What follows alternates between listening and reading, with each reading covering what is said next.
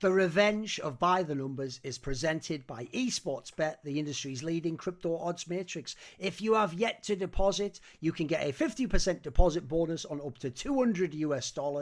Now, on their website, they have released their new hybrid AI compliance system, which opens up every single player to more matches around the world, while also making withdrawals faster, being able to better target the cheaters who ruin markets for everyone. So essentially, just going on through the tier system there, they're going to make it so that the system will automatically flag people who are doing suspicious betting patterns and timings and seem like they're part of some sort of a group or match fixing or something. But if you're just a legit customer out there who's made a deposit, who's playing in the World's Prediction Series 2 contest with the free GJT, then just have at it. You don't need to worry as much. They're taking care of it all, boys. So if you're interested in betting, if this intrigued you, if you want to try, maybe you'll think about eSportsBet.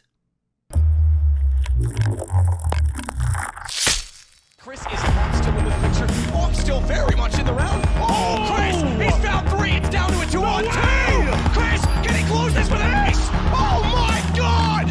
He gives him a chance at least, and this CZ kill could be everything. Finally, Zeus, he does something! Looking for a second, he can extend. Oh, and he gets a third as well. Surely he's not going to pull this off. Oh, Caldera, the man, the myth, the beast. Zyru, no help really, but he's still hitting shots. He's already got 3.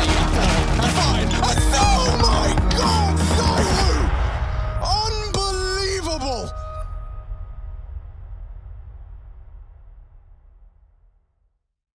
Guys, all right, so welcome to another By the Numbers. And as you can tell, we're already having a discussion as to how we want to get into this. So I'm not even going to waste any time. I'm just going to go ahead and hand the mic over to Thor and then let him run with this, because we start the show off with petty grievances and, you know, a banger already just to kick off the day when we're recording this.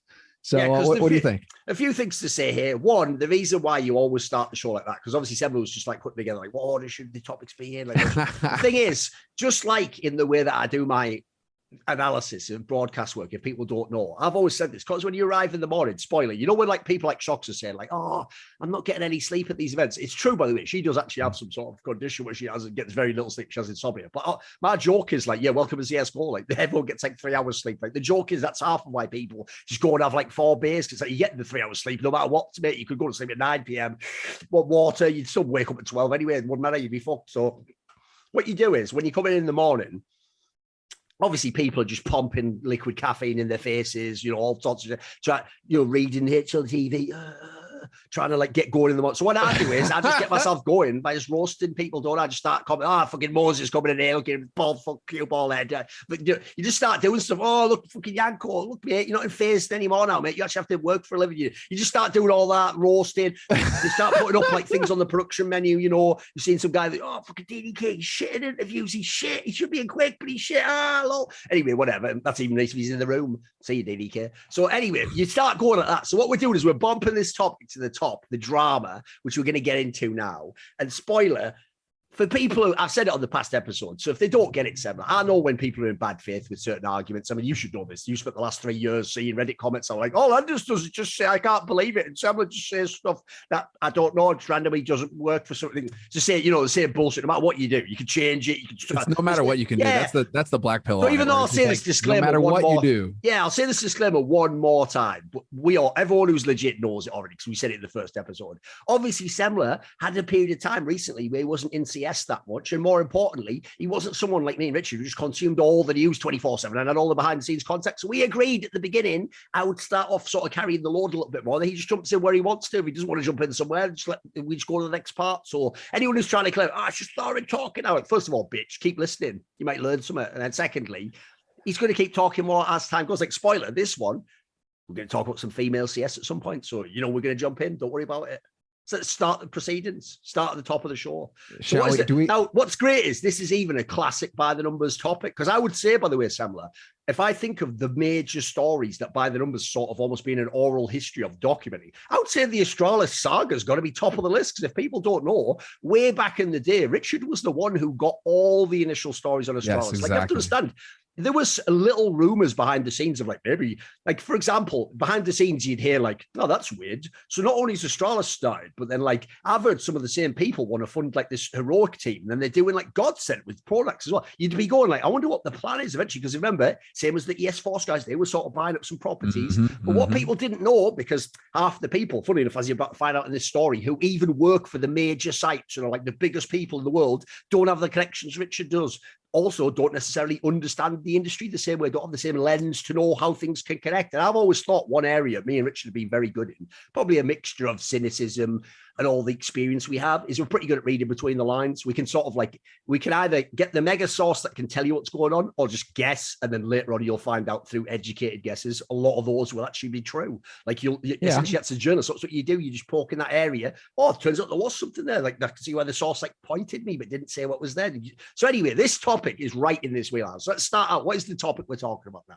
Well, the topic right now is that there's another HUNDEN and Astralis fiasco underway. Amazingly, yeah. You would think, how could there be? What else is there left? You really do wonder how they keep making it happen. You really do, and like there's some details in this story as well that really get out there, where they're trying to find every little bit. So I was just trying to like go back and find it. Thankfully, obviously, Richard is a pro, and so he includes the links to his sources and how he comes to his points and all that. And so you have all the ESIC bans from the different periods of time. You know, like HUNDEN has had several due to some of the scandals that he's been a part of, the coach bug being one, and the heroic I was about to say heroic bug, but the heroic file transfer between Astralis and himself, and all sorts of weird shit going down where he literally got sued.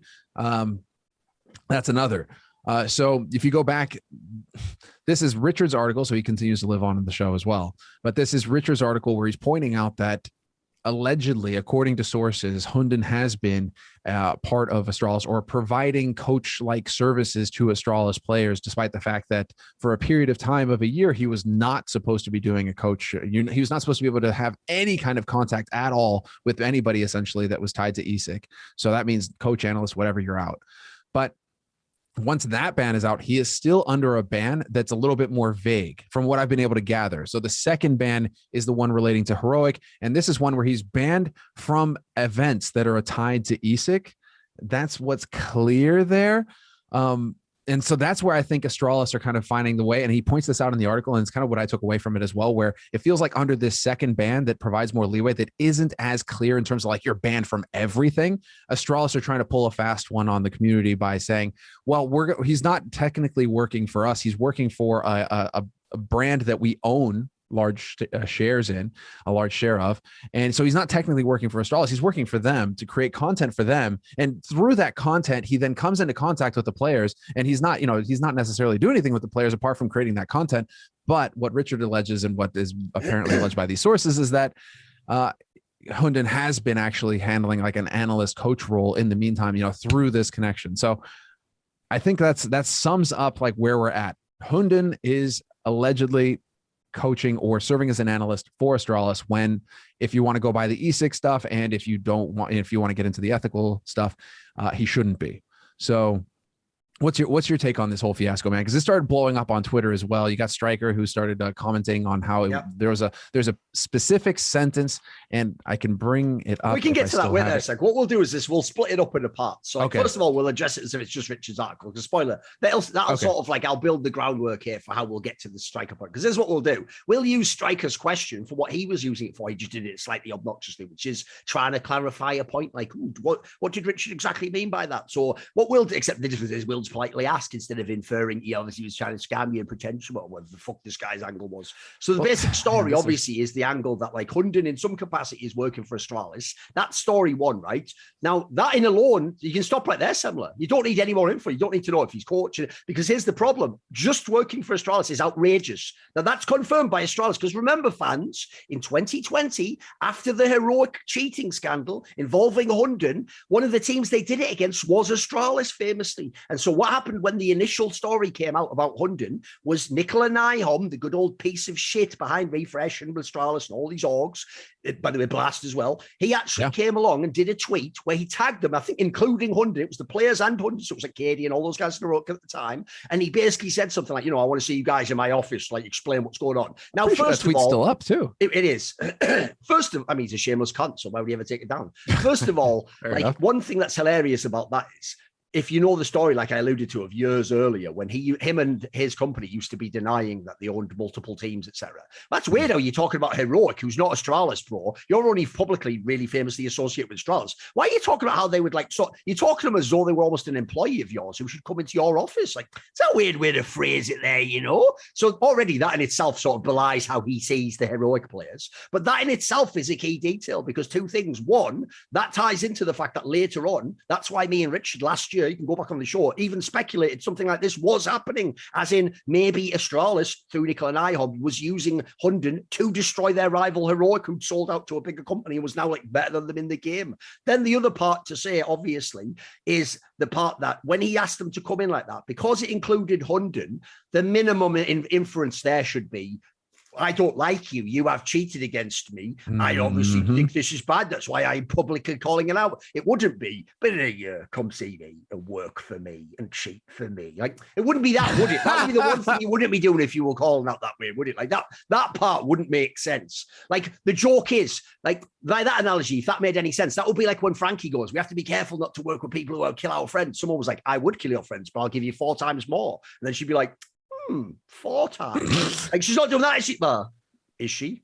No, technically she hasn't yet, so that's, we'll find it. Maybe for a future episode for that one. I'm seeding the fucking storyline there. So there's the first angle. Just that in itself is kind of wild, right? What do you think of that? The fact that, like, essentially, the fact that he now does work for them, dude. Because remember, the other part that connected in last year was when he was supposedly going to join, if you remember, right afterwards was that scandal with the cologne, that was the scandal, and the Google Drive, and that he'd given Google access to Astralis. But then this was the twist, remember? The twist was, wait a minute, but the call was coming from inside the building. It was Astralis that reported it to ESL. Now, the problem with that story, Semler, is the main upside of them reporting it wasn't, oh, that means Astralis doesn't want 100. It was destroy Heroic.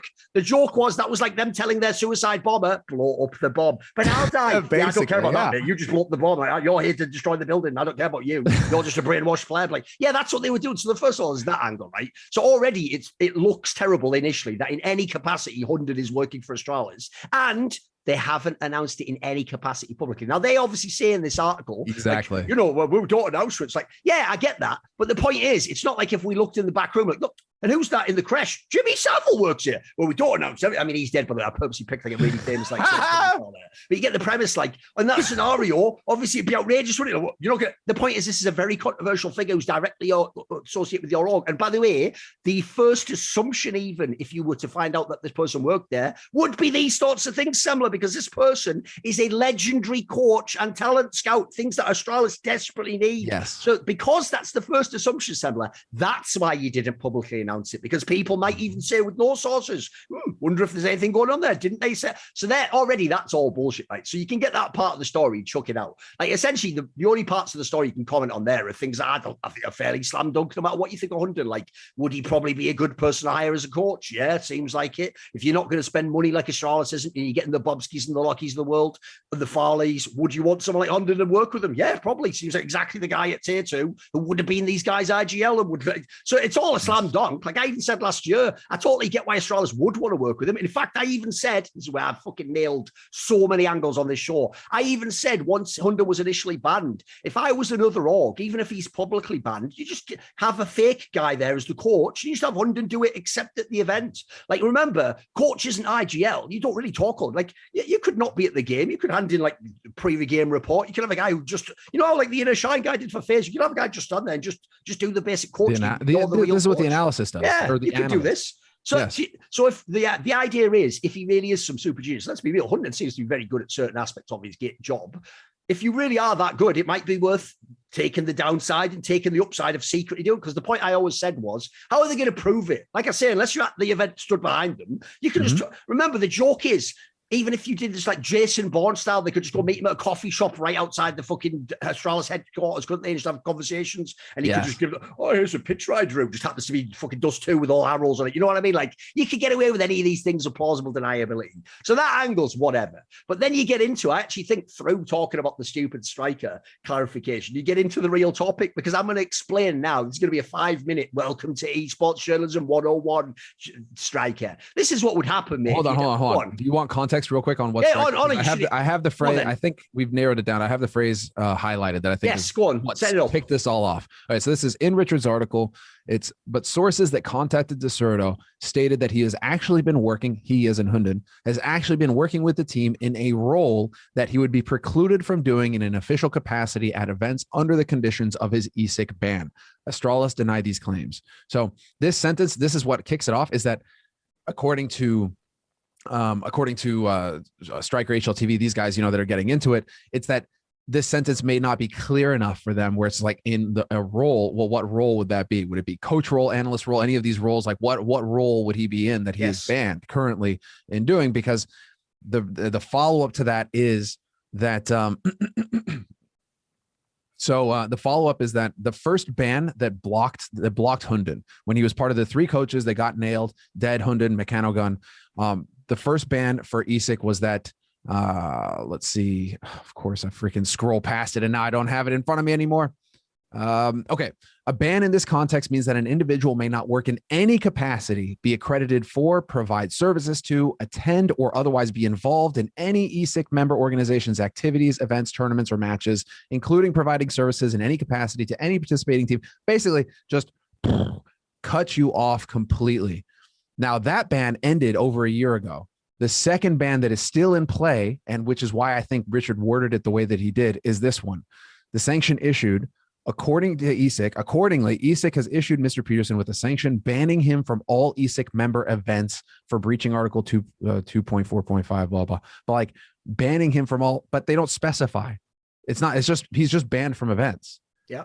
So this is why I think Richard worded the article the way that he did, and why we're having this back and forth now about like, what actually is it? Is he banned for coaching? Is he banned for analysts? Are they breaking the rule or are they not? Because if he's not in the venue, if he's not actually in the venue, then is he actually going against ESIC's ban? Because ESIC aren't saying like they're not as clear as they were with the first with the first coach bug ban, where it's just like, you are persona non grata, you are untouchable. In the second ban that he's still under for another year, it's kind of just like he can't attend the event is the takeaway. So I think that's the point that Striker's trying to make, and he's trying to go for it. And Richard is obviously trying to say like he is acting as a coach. So what's your take, just to clear everything up? So, or I hope that clears everything up for everybody, but that's the context that we're going into now. Let's do it. Right. First of all, basically, I was about to get into this. This is where I'm just going to essentially do the job of what the editor-in-chief of Striker should do, or his fucking boss, or whoever trained him in journalism. I mean, like, first of all, to explain how this works. But in doing so, I'm just going to point out at the beginning, this would be a perfectly fine question. On its own, it's all right, Samuel. The problem is, one, if you know the history of Striker / HLTV staff and me and Richard, which is they just endlessly attempt to pick holes in what we do because they can never find any. And because they're annoyed that this is what esports is like, by the way. Esports basically is like you call someone out for doing something actually wrong. They don't go, well, I was called out for doing something wrong. They go, you called me out. That's what hurt my feelings. You're being horrible to me. I'm going to be horrible back to you and call you out. It's like, I haven't done anything though. But I'm just going to have to make something up then, because now that would equal the feeling that I got from you when you called me out, which was hurting my feelings. It's like, yeah, but again, I didn't do anything though. So why should my feelings be hurt? Because mine were, it's like just some stupid, like, it's like a 4-year-old kid on the playground, mate. They don't like understand reality. They don't even seem to connect their actions with what's happening and what the other person was like. He blocked me for no reason. It's like, didn't you tell him to kill himself? Well, yeah, but you don't. You know what I mean? Exactly. Like, have you noticed how everyone? Yeah, but as soon as they go, yeah, but it's just like you've just there's always that but. Some bullshit's just coming in right after it. Yeah, why is there got to be the but? Why you never have a convo with these people? You never actually having an argument. That's just the first cab of the train. They've got an infinite amount of trains that can be attached to the back wagons. That shit extra arguments that they'll switch to if you just change the first one. So anyway, right, Striker, his problem is because they've been so critical and they've always tried to find the bullshit negative. Like famously, I think one of the most egregious stories ever was when Professor said that mad claim that like we were intentionally view botting by just showing fucking Flashpoint reruns on Faces. Spoiler, on Faceit, yeah. ESL has pretty much always done that with the SEA. When he even said that, I clicked on ESEA myself and saw them bring an Australian game that I would never watch. And then the best part is a year later, Professor just worked with ESL, has never called ESL out for that ever in his entire life. So that just makes you look look like a piece of shit who's trying to fuck with me and Richard. So the problem here with the way he phrased it goes, it is similar. He says that part, as you say, it's totally fine to go, what role would it be? It's totally fine to even so it doesn't really specify. But when he says rather vague information here, I'm sorry, the inference there quite clearly, if you understand the history of our dynamic and what the story is, there's two of them. One is either that Richard doesn't know and Richard's just trying to sort of like, ooh, but maybe there's something going on. Ooh, but really he's the faker who doesn't have the inside sources, not Striker, who definitely doesn't have them clearly and doesn't know what's going on and it's just found out now. And because he's just found out now, he's going, fuck, think of a question, man. You've got to go have your angle. There's your angle. It's too vague, everyone. Why is it vague? Like, are you Nicolas Cage, by the way? That's why you fucking come off on Twitter, mate. Just a fucking fool. And there's like a solid fucking 50-50 chance whether it's utter shit what you say or there's something meaningful. Great good analogy of Nicolas Cage. He's a great actor, or is he the worst actor ever? Depends on that movie. Depends on the movie. Exactly. So what I would say is this: when he says it like that is what it implies. Or the other inference is like Richard didn't do his job because Richard just left it open. And what you should do is quite specifically say. Now, the reason I hate that second angle, but we'll get into it in a sec, is because it's what every fan does. If you ever tell someone, I did it the other day, guys, watch out because in esports, it's such a corrupt industry right now without oversights that, like, I've heard a story that someone who was credibly accused of rape works on a broadcast, and they'll be like, we'll say the name then. It's like, look, I've already done something. I've done some more than nothing, right? You've done nothing. You've never caught anyone. You've never fucking outed anyone. I've already done what I can do now. I'm not in a position where I can make a legal claim against them. I don't want to go to court. Maybe it's not my story, but what I'm doing is making sure some info gets out there so something good can be done. But like a little shit, because you're all used to watching TV and drama, and you want to go, but hey, what is going to happen on The Mandalorian? You think this is The Mandalorian? It's real life, motherfucker. This isn't like a show. But tell me, Richard, exactly what you're claiming he's doing. So let's get into the actual angle. Essentially, I'll do what Richard, if he wanted to just show this fucking clown up, could have done. So as you say, he said the sentence because Richard asks him, well, what's he talking about? First of all, it's obvious that basically Striker, I'll give him this. He's obviously not someone whose first language, his mother tongue was not English. It was like, I think he's from Czech Republic or something, Serbia or something. One of the two. I forget which. It's one of the two, one of those countries. So obviously, true, grammar and syntax could throw you off. I think genuinely, Samuel, this starts just with a misunderstanding of English. Because when I go for that exact sentence, I go to where it is. Here's what it says. It's a paragraph, right? It's a whole paragraph, a really long run-on sentence. It says, the organization says that he has been working with their players to create a series of tutorial materials as an element of a partnership with esports training program AIM Lab, which you obviously all know. It's what Tens and Scream and all those guys are shooting the dots of, isn't it? But sources that contacted Deserto stated that he has actually been working with the team in a role that he would be precluded from doing in an official capacity at events under the conditions of his ESIC ban. Astralis deny these claims. This is where I actually think Striker either A, doesn't understand English, in which case, by the way, when you're speaking to people whose native language is English and they are like 20 or 15-year professionals, treat them with the respect that maybe they know English, you fucking wanker, and ask them what they mean. Don't just be like, oh, I think I've caught you. No, you haven't caught anything. It's not vague, right? What he's saying there isn't vague at all. Think about what he's saying. He isn't saying it's even wrong.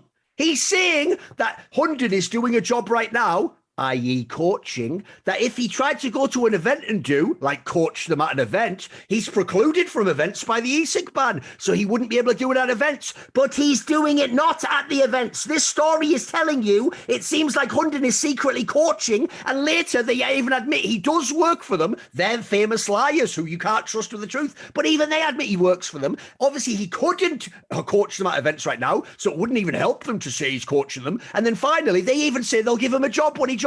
So if he's been secretly coaching the whole time, eventually they'll just go public with it, which is why this whole story's really interesting, isn't it? And especially because, like I say, this is Astralis. It's not like another org we don't know. This is one of the slipperiest fish of all time. So it's actually obvious they'd be vague like this. The story, by the way, is a mega story. It's like maybe Hunden has been secretly coaching Astralis and will be their future coach. And Striker's sort of going, there's almost nothing in this story, is there? For a moron like you. And then finally, like I say, there's the angle that, like I say, I think he just wants him to spell it out. He wants Richard just right?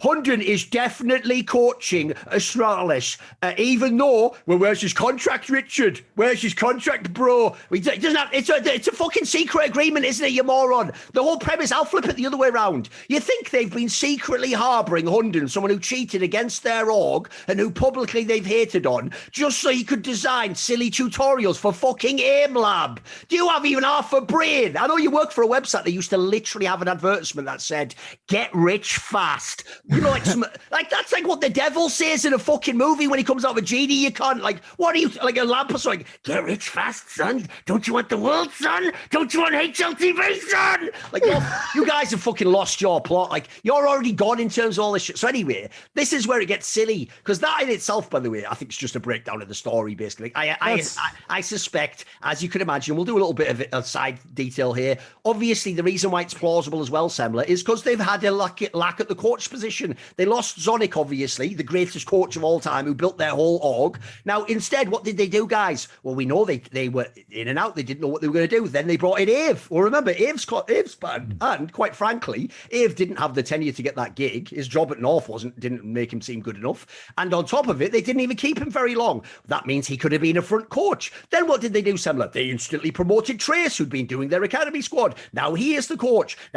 So the point is, the whole time it could have just been Hunden, or it could be them and Hunden, or it could be them mainly and Hunden as assistant. There's a million angles. And by the way, if you had him in your org, wouldn't you be a fool not to use him? Like, what? Imagine getting all these rookie coaches and going, "No, I'll gamble the whole team on you. Hunden, don't say anything to him, mate." Even off the record, when like, no one could ever catch you ever. You wouldn't, would you? In that scenario, why are they meeting up for coffee twice a week? You'd find some way that you'd get the info out there, wouldn't you? At a minimum, you'd have them at least like say stuff to the coaches or help the coaches or whatever. So that part even makes sense to me. And then, as I say, this puts a whole new light on that story last year of the Cologne and the Google Drive, because that initially made it seem like actually the Astralis were the good guys. They were aiding the FBI in their investigation into this evil criminal. But actually, what you find out in this case is, what was the outcome? Who benefits, as they used to say in Latin, right? Well, I'll tell you who benefited massively. Astralis. It got their main rival, who was now getting bought out and going way bigger places in the world, made them look foolish, perpetuated the idea their results aren't legit, and on top of it, was potentially going to allow you to not only take their coach, but fuck them up the arse on the way out the door. So, like, that to me, even though at the time it looked like it was a bit gone out, I think ultimately Nikolai got him what he wanted. He fucked with the heroic. Those guys were even crying and all fucking breaking down and everything. Like, essentially, if you wanted to rattle them, you got to them. If you wanted to get some revenge on them, you got to them. In a big way. On some level, you almost scorched earth them. Yeah, you did a great job. So there's that whole angle. Now, here's the problem I have with this whole topic. The other angle to say is this. You know, Glaive and all those other players also have a problem with all that cheating.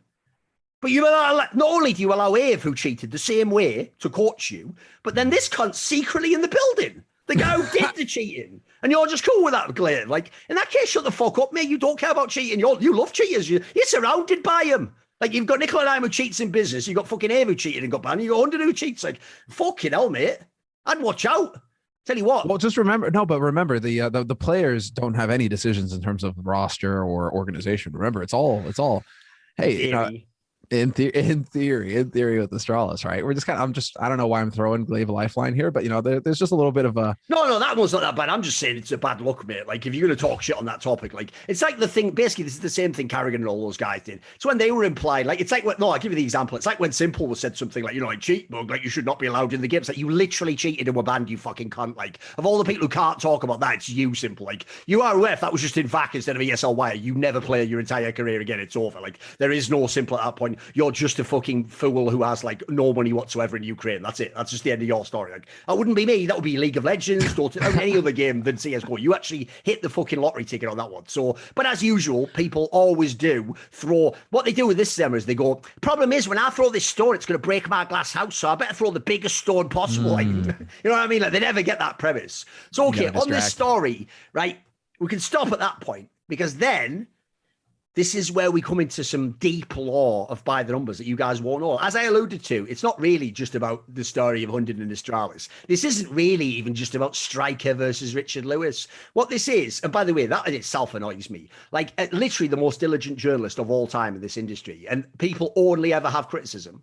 There's never any praise. You can never do anything good. That's just bullshit itself. I know, who the fuck would want to work like that? And then in comes, though, because Striker was going back and forth. Richard is like me. He has a really good memory for things you've done that are fucked up. So guess what? If the layup's right there, he's going to do it. So what he did was, since Striker goes back and forth, and he's saying all stuff, but he's not banned from coaching. Are you implying he coached a team at an EC? No, I'm not, you moron. That was never what I was implying. I even explicitly said in the article just that he's doing a job that he wouldn't be allowed to do. But you have to realize, Striker's like, but my brain says you are sitting. So anyway, basically all you're doing is arguing against what Striker couldn't read there. But anyway, he goes back and forth. Freudian slip there, huh? But then we got, well, it may as well be, mate. Then we got Richard nailed him with the line, because what he said is, he goes, I'm not implying anything, mate. There's nothing vague in the report. I didn't see you tweeting like this when other orgs moved banned coaches to non-coaching roles. Very good point. He goes, given the disclosure on your website, this type of thing looks bad. Now, if you don't know that story, last year I pointed out that even though it had been months and months and months since they'd been bought by that betting collective company, HLTV.org, one of the people from the betting collective company, if you went and looked, owned something like, I think it was between 1% and 2% of shares in Astralis, basically. He was like on their board or something. I was like a director or some board member type thing. So basically, a guy who owns HLTV has minor ownership in a team. And then HLTV famously is the unofficial world rankings. Now, I'm not saying, this is where people like Striker always get it wrong. So you're saying that we had, hey, they put on Kathy Newman face. So you're saying that we are rigging the rankings for Astralis. So you're saying that when he owns HLTV, he's doing, no, I'm not saying any of that. What I'm saying, and this is the key point, just like Richard was saying in this article, is because there's the possibility of that, we have to at least consider it and we have to safeguard against it, don't we? We have to ask ourselves things like, does it look like these people are doing these potentially, I mean, not necessarily immoral, you'd maybe just say like slightly dodgy, maybe unethical or something in this case. You've got to watch out for these things. So in the same way, right, when I did that, when I publicly said it, first of all, you'll love this, Semler. When I first said it, Mira, who actually now works at Deserto, he was the editor-in-chief at the time, and he basically just sort of went like, yeah, but we're not doing that though. And I was like, well, I don't really give a fuck. Listen, yeah, like you can bring out the fucking Queen and have her say whatever you want. Like you can say whatever you want in words, mate. I mean, it's nothing like, and he was going, no, but I assure you that. Like, your assurances mean nothing to me, mate. You can stuff your sorries in a sack, as they say, fucking just think you're okay, I don't care. So then after like a month of pointing it out, they put a thing hidden on their site, like get super cool. Like, well, if you click, does sort of say like, you know, the fine print. The joke is it's just a legal version of the same thing. We definitely don't do anything though. So the lawyer says, please stop bringing it up. It's almost like that. Listen to the experts. Yeah. So basically they did that. And then because they're twats, had the gall to act like, look, we've done a disclosure. Wait, you don't tell the person who was like, you haven't disclosed this and that's fucked up. You don't go, well, A, it's not fucked up, and B, we have done a disclosure now. So why are you bringing it up that made me do the disclosure? Why are you bringing up the first thing in the chain of linear cause and effect that caused me to do the thing that I've done now when I've done the thing now because you caused me to? Like, that's the sort of fucking stupid loop HLTV tried to trap us into, right? So now that they've done this, obviously that's what Richard's referencing, because here's the implication there is, look, mate, why are you talking about being vague and having like, you know, things like that when your site basically had a similar thing and you didn't clarify it? Like you didn't go out your way to do that. So because he did that, Nomad, who if people don't know is one of the founders and owners of the site, leaps from the shadows. He's already ever in the shadows. He's a fucking rat-like human. He leaps from the shadows and basically tries to come at Richard. But the way he comes at Richard is ridiculous, because basically he comes at him and he says like, basically, yeah, you should ask Mira about this. Like, I don't really know what that would have to do with it. Again, does he want Mira to come out again? Right, Mira, here's the show trial. Come out. We didn't do anything. It doesn't matter, mate. That's not that. You can say that set a million times. You aren't like the authority on truth. You know, that's how it works. Like, how can these people, by the way, work in journalism this long and think that the actual person being accused can just go, I didn't do it? And that is literally like a legal defense or something. Like, well, that's ironclad. He said he didn't do it. So case closed, boys. Off we go. Get the base in, boys. Like, it's just ridiculous. So anyway, then basically Richard just says he's not going to defend the article. And so then this guy just says, this is a great one. Nomad goes, oh, so you did not edit it after it was published. How is your integrity these days, working with someone who surely would have to be in on this Astralis conspiracy you keep peddling? Now, the best part about this is fans aren't going to get what that line means. What he's saying there is Nomad, by the way, is the idiot like a minute ago who, because Richard's I pointed out that there's a conflict of interest, as in this person has two potentially conflict of interest at times, he's saying that we have said that there's a conspiracy and that they have actually, HLTV, including Mira in this case, have worked with Astralis. Now, by the way, we never implied Mira had worked with Astralis. We never even said, by the way, the director guy had worked with Astralis or the board member. We just said it's possible. But as usual, Semler, nobody in esports, because they're all just they're all just gamers, mate. They don't know the real world. They don't know what a conflict of interest is. They think a conflict of interest is you did the crime. This is like there is an enormous amount of area where some dodgy behavior could be happening, and you should point it out so that people can either safeguard against it, or you can keep in mind that they could be doing that. So no one's ever actually said that Miro was doing that. Now that shows, by the way, that despite owning a journalism website, Nomad knows nothing about journalism. He doesn't even understand English as well. He's another person who doesn't understand my language, but continues to tell me I don't know what I mean in my own language. And then there's the aspect, this is where he's killed himself though, because this is why Nomad's an idiot. Because if Nomad says nothing here, actually, most people wouldn't even know the disclosure that is being referenced by Richard. It wouldn't be a big story. It's not a big deal to fans. They don't really care about conflict of interest. And the story would actually die out. This would mainly stay about Richard defending himself. But because Richard successfully did the counter-strike Anderson Silva style, it's actually landed because it's made Nomad own himself similar. Because when he says this line here, he has utterly made himself look like a fool. This line that goes, how is your integrity these days? Remember that joke I made earlier in the episode, Semler?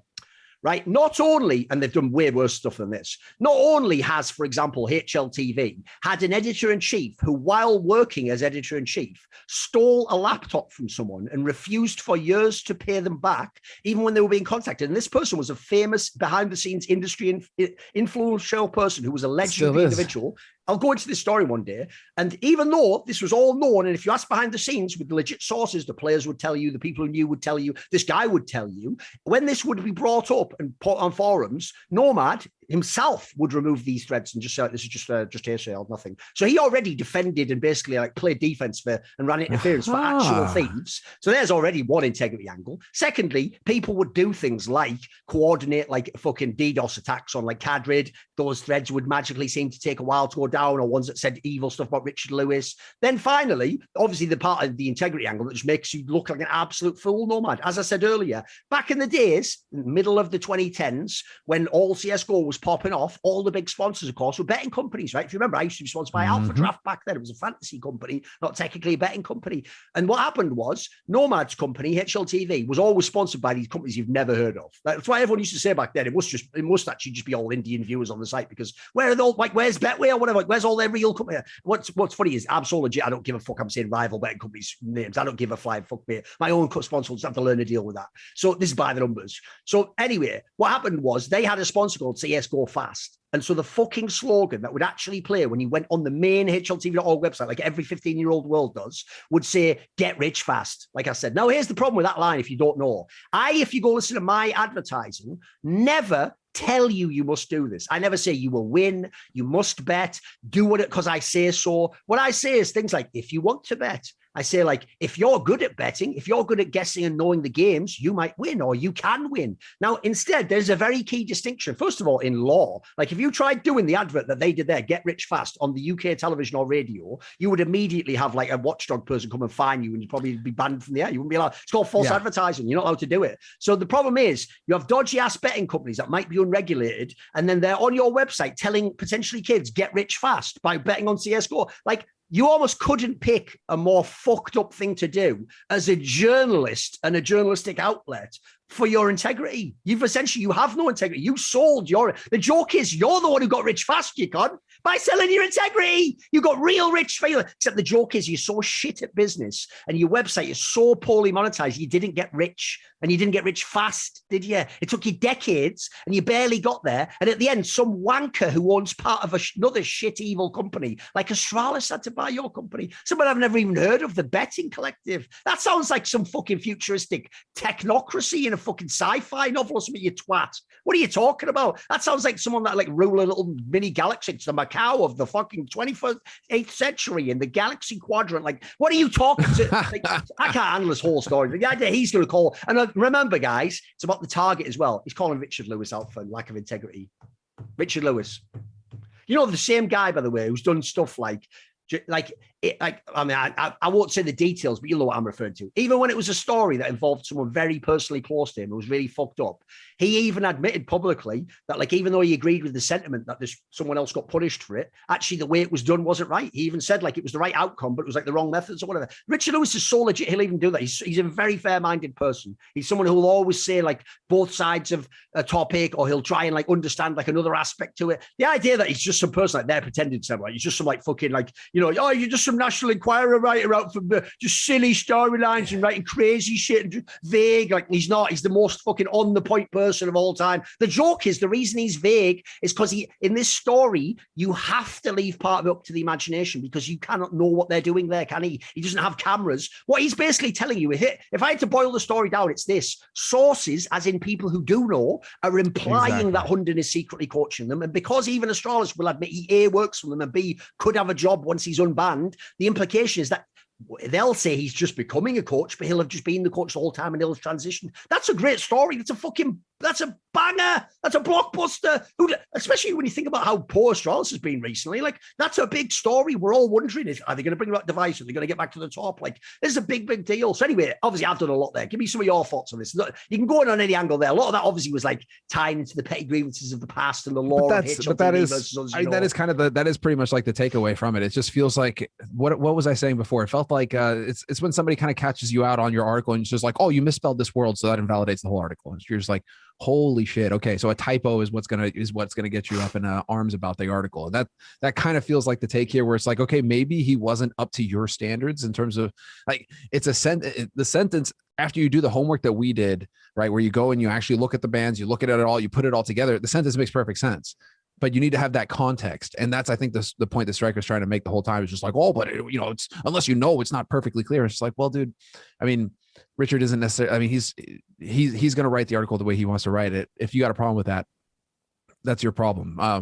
I've got a heat seeker for you. I'll just drop on for a second, because imagine Semler if I just happened to be someone with a notoriously ironclad memory, and I actually could remember Striker himself inadvertently admitting he didn't understand an English sentence to me about a story he wrote. Oh. This is where it got. Oh, more pate, sir. Too rich for me. I think I'm getting gout. But actually, go ahead. Fucking. So anyway, what happened was, if you remember when Cloud9 was being formed by Henry G, and there was that whole period of time where they were going to get the original squad, the NA team of Floppy and JT and those, and Motum and those guys, remember the guys who played in Flashpoint 1, and they were going to get those guys and they were going to go over and leave the team, and they were going to make the Henry G lineup. But at the time, we didn't know what the Henry G lineup would be, of course, of all the players it mixed, and all ended up being S tag, but you know what I mean? It was all those people in the mix. Now, when this happened, at the time, because I knew Henry G, Cloud9, Flashpoint, and all the people involved, I actually knew that when they were putting together the next team, they did have earmarked on Floppy, like, maybe he will be in the team though. Like, if we get the other players, like, I think if they could have gotten someone like, obviously amazing players like NiKo, but I think people like JKS said yes, they wouldn't. But then they had Floppy as like, look, if we had to keep one from the original team, this is the one we'd keep, right? So he was earmarked. So essentially, if you knew behind the scenes, you knew that was possible. But then what happened was, Cloud9's very careful. When they publicly announced this story, Semler, they phrased it again. They used English to fuck people like Striker, because they said something like, all the players will be like, rehoused or helped to a new home or something. But the way they phrased it, right, didn't actually like imply, if you look strictly in English, that they all would have to leave, because technically you could be rehousing one in a new lineup under your org. Like, it didn't actually say necessarily that you had to all be leaving, but Striker read it. Like, by the way, Cloud9, like Astralis, intended it to be phrased this way. Like, Cloud9 wanted it to be, she thought, oh, they're all just leaving. So he just reported, like, they'll all be leaving, basically.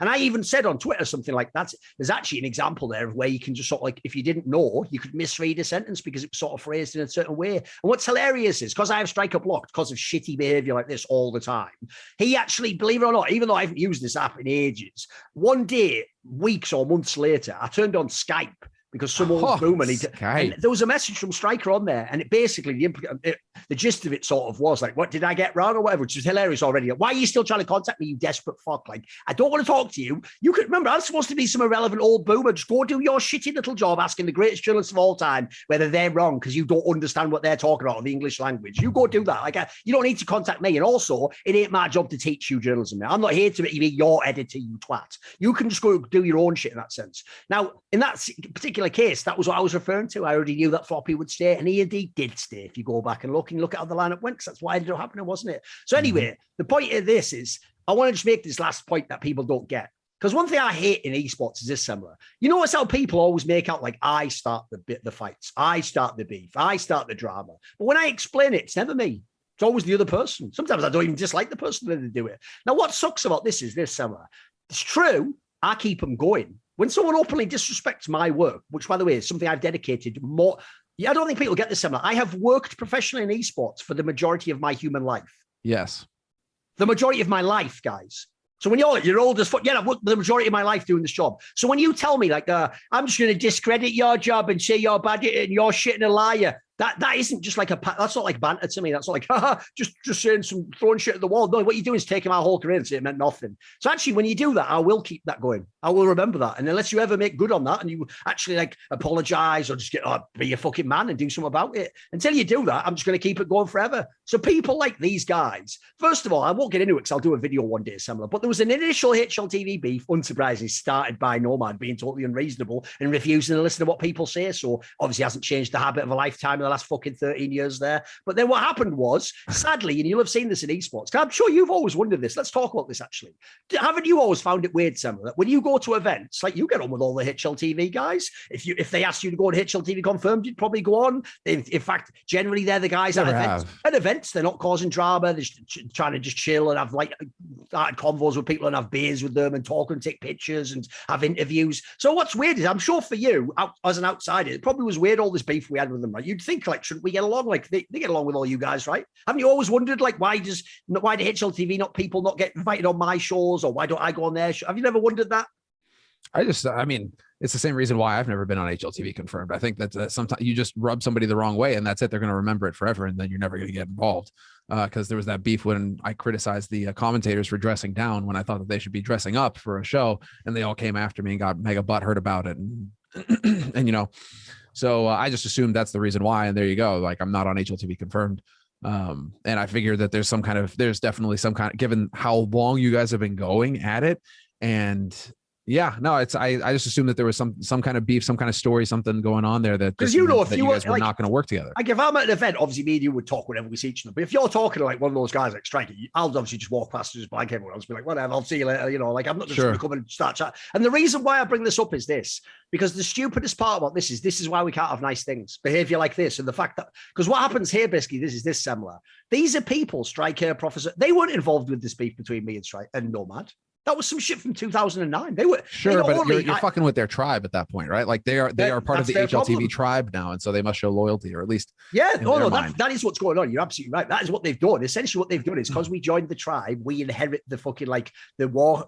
What is this, Afghanistan or something? It's like you fucked their guys. Like, we've inherited like the blood feud essentially by joining. So because they've done that though, Sam, that's what fucked them all. Because if that wasn't the case, if you go and look at games like League of Legends, right, where there's no equivalent to HLTV.org, I'm actually notorious, similar, for inviting the widest range of guests ever on my shows. Like, I don't even just have famous people. If people don't know, I'm not the guy who's the star fucker. I don't just go for the biggest name player. Sometimes I actually think players can be rubbish. It's good to have players to get views, but I sometimes like the episode where you get a guy who is like a Liquipedia type fucker, and no one knows him, but what you don't know is he's a super nerd, so you can go super deep on the game. That's why I have fuckers like Paladin and these Maui Snake that I just discover out of nowhere, because I don't care how big you are. I want interesting ideas. So the saddest part about all this is this, similar. I don't really care now. It has never been no skin off my nose because they weren't straight fire. But these guys could have been part of that mix. They could have been in that rotation. People like Striker. People don't know. I used to even know Striker a little bit from before he ever started dissing me. I've seen him at events and stuff in the early days of CSGO. I've always been polite to him. I even once did a tweet like celebrating an article he did about like the best games of 2013 or some shit like that. So like I had no issue with him whatsoever. My issue was with Nomad specifically. But because these guys all inherited the beef and then used it as an impetus to try and critique me and poke holes and everything I've done and diss me and diss my business interests and my dreams and my projects like Flashpoint and do all this shit and always imply I'm corrupt, and even though I'm not, and I'm correctly calling them out, which they never seem to apologize for, because they've done that. Yeah, they're never going to be on my shows. Fuck them. They're not going to be part of any. They don't get to have fun with us in this case. They have to be off with their own little circle, just like all the fucking shit clout chasers who you also notice I don't let them in the circle as well. They all get excluded. None of you get into the fucking in order, which is just sad for everyone. Like, you could have just had a fun time.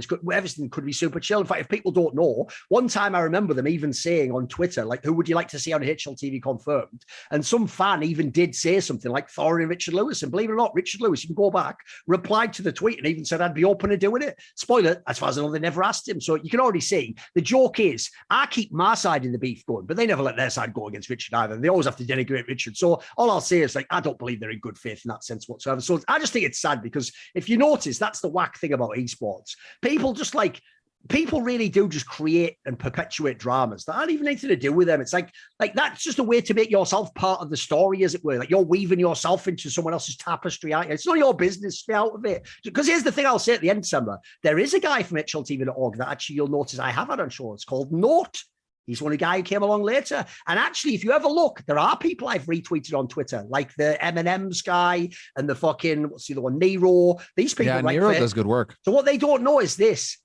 I actually have no problem whatsoever with HLTV people. They can be good people. Lurpers used to work for HLTV, for fuck's sake. The problem is, if you're the ones who then join this shitty blood feud and start dissing me, then that will be a problem. You will be part of it. You chose to do that at that point. So I think the whole thing's just bullshit anyway. It's just a nonsense topic. But luckily, it got us into the first topic of the show, which was the crazy Astralis 101. I mean, as usual, you can't put anything past Astralis, can you? Like, that's the joke about them is you almost can't be cynical enough about Astralis. They're always on some shit you never realize, you know. That's like the real cynical part about it. Is like I was thinking about it earlier, where it's just like, okay, there is value to writing these articles. Like somebody has to at least record what is going on. But at the end of the day, just with how jaded people are in terms of CSGO in general, in terms of the funding, you know, you thought that there may be some big outcry a la Neom when all the, you know, the Saudis came in and then the, you know, the Arabs came back in, and it's just all like this kind of money coming in. And at the end of the day, everybody's still watching CSGO. Nobody really cares. That's the kind of like cynical, the thing that'll eat away at you and make you jaded is that you're going to write this kind of article where it's just like, hey, you maybe should be concerned about the fact that Astralis are using Hunden in this fashion, and they're technically playing by the rules, but they're not really, you know, like or they are, but they aren't, you know what I mean? Like ethically, it's weird. The concern is just going to be like, oh yeah, that's interesting. And then they're just going to move on. And that's kind of where it gets a little, Oh, I know what you mean, but let's be real. Like, first of all, that response is why you're sat in the other chair right now, not the guy with the bald head from Wales going like, "Oh, bloody hell!" Like he's not Vince or whatever, but you know, that's the reason why. Because the point is similar. It's a sad conclusion me and Richard came to, but it is our conclusion on the esports industry. One thing you can't do in esports with any consistency or reliability is actually stop the bad guys. You can't, because it involves like legal forces. It involves, as you say, the entire community banding together, boycotting. Well, this is where the mob. So since you can't, here's the key thing. The key thing is all you can do is direct the mob. That's all you can do. So all we can do, and we learned this a long time ago with Astralis, is look, I've always said this, NiKo Nyholm has won, you know. Like he got everything he wanted. He got Astralis and it became the best. He did get Heroic and sell it off, etc. And Godsend. He did get Blast up and running and then later split off and separate the companies and do it all through shell companies. He did get all these people. He did destroy Heroic with Hunden. He did get Hunden into his team. He did everything. He did sell those players that he pretended he wouldn't because they were family and they were the greatest team ever. He was trying to sell the entire squad. He was trying to sell out the company to all these. Yeah, he did all that. And at the end, by the way, spoiler, when they sell the LEC spot in a year or two, he will even leave esports with a massive net.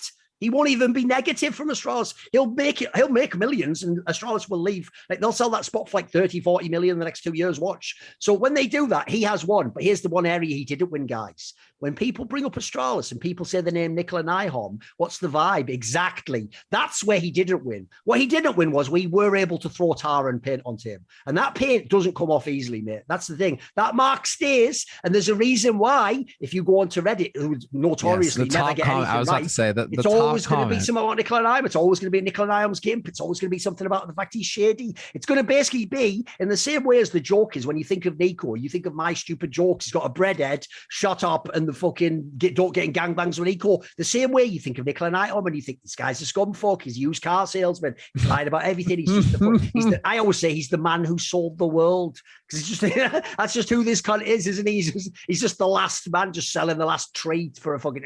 It's the whole. It's the. All right, I'm gonna give credit. Toffer 007. Holy fuck, Nikolai Nyholm at it again. What a surprise! There you go. There you go. There's the name. It's on their second comment. I'll say it again. Even though, believe it or not, even Richard, I think, thinks that's cringe. I think it's fire. It's one where I said, NiKo Nyholm, his name is spelt Nikolaj because he's Danish, but actually it's pronounced Nikolai. So even his name has a lie hidden in it. I think that's straight fire, mate. Like, that's actually a banger. Like, but what people don't know, you know, by the way, semblance, that could be like material on like a fucking late night comedy show. That's actually good. No, that's like that's a good line, isn't it? What was the other one that you had? Was it like Nicken and Lion? Something like that. When I write his name on Twitter, I almost never write NiKo Nyholm. I wrote Nicken and Lyholm. It's like he nicks, steals stuff, and nicks, exactly. For lies. Yeah, exactly. This is where you got to have that little. It's the subtle you got to keep going with it. Being able to understand that. That's actually a real thing, by the way. You do also notice in like journalism and I'd even say politics now. that's also a powerful thing you do. You come up with the nicknames for your enemies, because I tell you what, when they stick, you fucking crush them. Somebody was pretty good at that. Whereas all I'll say is this: where's the nicknames for me? There aren't any. You can call me a boomer, but it doesn't stick, though, does it? It actually takes a bit of creativity. Anyway, let's get into some more stuff. Because, by the way, a lot of that, I will say, that was like an epic beginning. But also, it did tie together like 4 different elements of drama and history and stuff. So I thought it would just be a fun one. No, that was actually the real value. Still the fucking player break. There's the other thing about you twats complaining. We've done 2 episodes during the fucking player break. It is a little bit slow on the news, but now it's starting to ramp up again. We're starting to get a little bit going. What should we talk about now? And the point that I wanted to get to, actually, like now that you bring it back, is just like it's important to actually have these kinds of segments as well, where you actually do bring it back up, the history of the here's the storyline that's been building over the years, and so you have to keep it going. Nomad, HLTV, all this, like you have to actually kind of fill in, because you're definitely going to have guys who are tuning in for the first time. They may know this one, they may know the last step as well, but they don't know the steps that preceded it. So you got to give a little bit of like a primer as well on some of these bigger stories that have the longer storylines behind them. Also, here's the other thing, Samra. They'll all claim on Reddit, like, because it's a way of also virtue signaling while enjoying the thing you're claiming not to like. They'll all claim like, I hate all this drama. If there's one thing esports loves more than anything, I think they love drama more than the game. I'm not joking. Yes. If you ask them, what do you want to see? Simple versus NiKo in the server or on Twitter saying like, fuck you, we couldn't, like, they'll take the latter immediately. Everyone would love to see this shit. Like, that's why the joke is they all tell me something. You're irrelevant. And then I just like trend on Twitter every few months, every year for the last 5 years. Like, man, I can't be less relevant. It's just the way it is, man. I was even telling someone the other day, like, I finally did it. He was like, what? I said, it took me fucking years. I finally got under 200K. I've been fucking trying. I can't push it's like World War Z. I can't stop them coming in the hole in the fucking fence fast enough, can I? I was trying to kill the zombies, and there was, in the past, there was more coming in than I could get. But then someone introduced me one of those things, so it's all taken care of now. No, it's funny. Actually, there's like on a sideline, if anybody follows grappling, there's like big beef going on right now between Gordon Ryan and Felipe Pena. Like huge fight, big lead up to it, massive drama between them. And I was talking with some guys where it's just like, the new developments keep happening in the storyline where it's just like back and forth, who's lying, who's telling the truth, what's the real story, blah, blah, trying to get to the bottom of it. And like one of the guys is just, one of my friends is just like, well, I'm kind of getting fed up with the drama about all this. And I'm just like, yeah, but that's the thing though. Nobody cares. Like nobody tuned in for any of the other fights that night. Everybody tuned in for that fight because there's all this drama. There's all this story tied into it. Right. So you can't underestimate just how it sometimes can feel like, like I get tired of the drama or whatever, but it's like, you're still tuning into the match because of that drama at the end of the day. And that's why you have like the McGregors of the world and all that, who really blew up and took over. It's like, not only were they good at, knocking people out, but they were also good at getting the hype and getting the drama, again, the story going, because that's what the culture wants right now. That's what people want right now. They're wired to crave it. So this is just another example of that, getting in.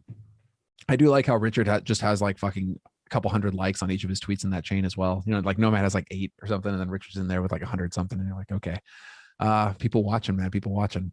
By the way, I've got one last detail to mention. I should have mentioned earlier. Fuck, I should have thrown this in earlier, actually. I would get the edit, but who gives a fuck? No, go for it. Keep it legit, keep it authentic. The one other thing I'll say is this. I actually have a quick note I want to make. I'm actually going to make a minor apology, believe it or not. And this is why I'm actually just a very reasonable person. I'm going to give a minor apology to Rosenchef, who is Martin from HLTV, the other founder of the site. And all. Okay.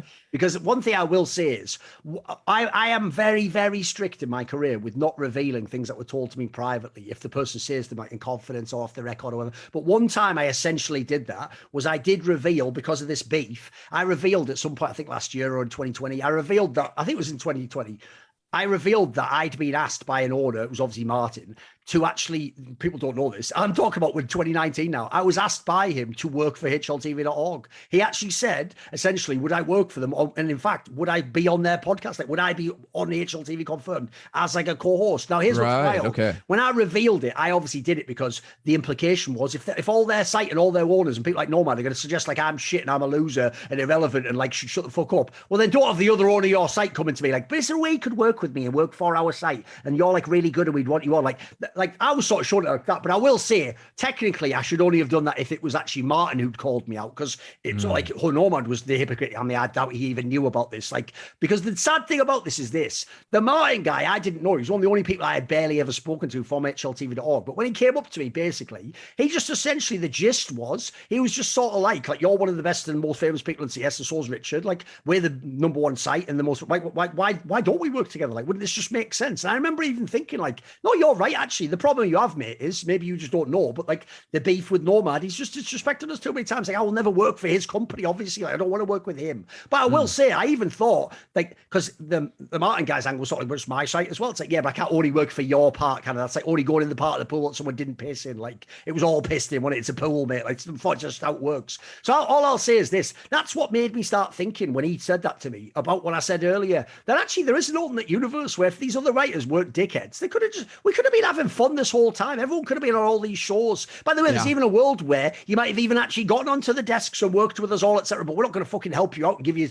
legs up if you're being dickheads to it. So the sad thing is, there's a lot of this basically, as far as I can tell, just stems from Nomad. Like, if Nomad really was like a silent partner, just didn't accuse people of this, even HLTV wouldn't, I think, have as bad a relationship with a lot of key figures in the industry. And so the sad thing is, I think it's just so unnecessary. It is what happens though if you have someone like Nomad, I'll say. Like, he's just too obnoxious, I'm afraid, guys. People aren't going to want to deal with that.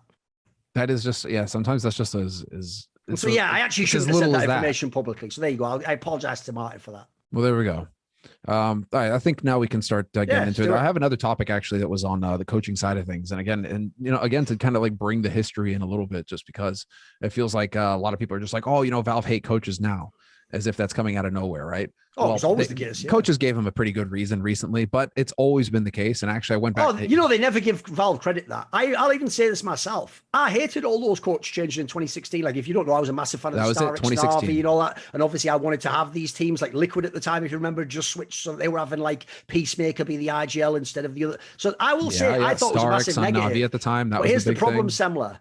Tell you what, Valve, that's aged like a motherfucker for Valve, hasn't it? It looks great now. Like, now you sort of see why they didn't want people fucking around to it. Like, because essentially they didn't want to have to police all this extra stuff. If it's just 5 people in the server, VAC takes care of it, doesn't it? Or whatever anti-cheat you use.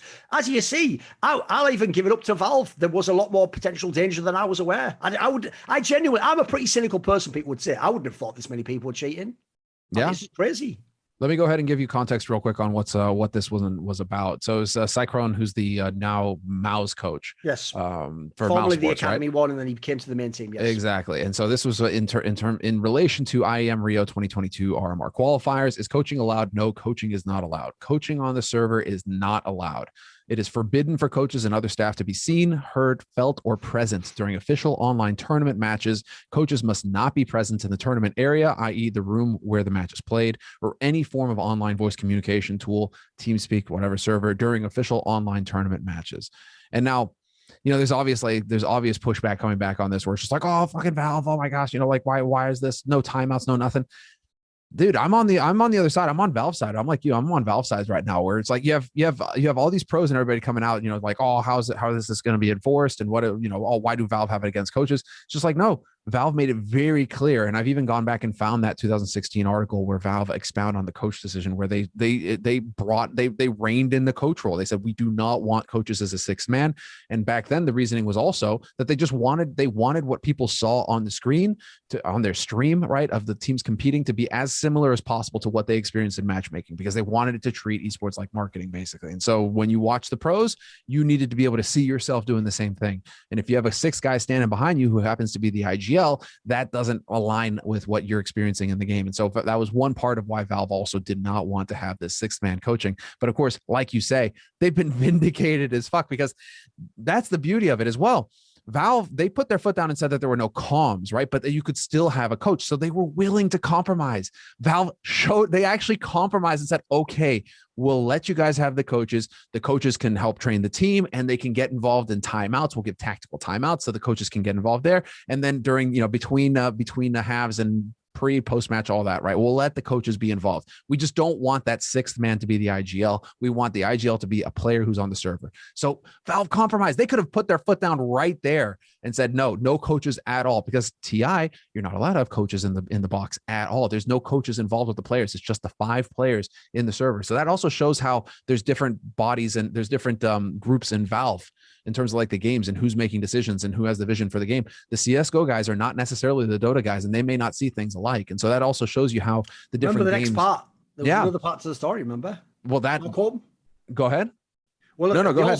They also then in there to show that the trend continues that they were against coaching, famously because of the coaching bug scandal and other implications. Remember, at Stockholm, they famously said through threat, you're not even allowed to cheer. You have to you have to sit there. You can't because they were worried that you're giving hand signals now and you do, or maybe you're doing some pointing to, they were just essentially worried that again there's some sort of fuckery going on. So if you remember at the time, that was another uproar because obviously what's going to happen every time, spoiler guys, is the person who's doing the crime the least in theory, like a super legit coach, is going to be like, but I'm not doing that, so this is totally unfair. But unfortunately, then the community goes, yeah, why is Valve doing this? And then you go, but there are people abusing it though, which by the way is what like the flying DJ from ESL claims. For example, he claims there have been teams that were using hand signals and sort of doing like, fucking sign language or whatever, and that people would know it was like doing a short B rush this time or play contact A or whatever. Like, I could believe that, by the way. The problem obviously 100%. In this case is it enforceable? And if it isn't enforceable, then you just fuck with a good thing, which is exactly a segue to this topic. Because here's the problem with this topic, Semler.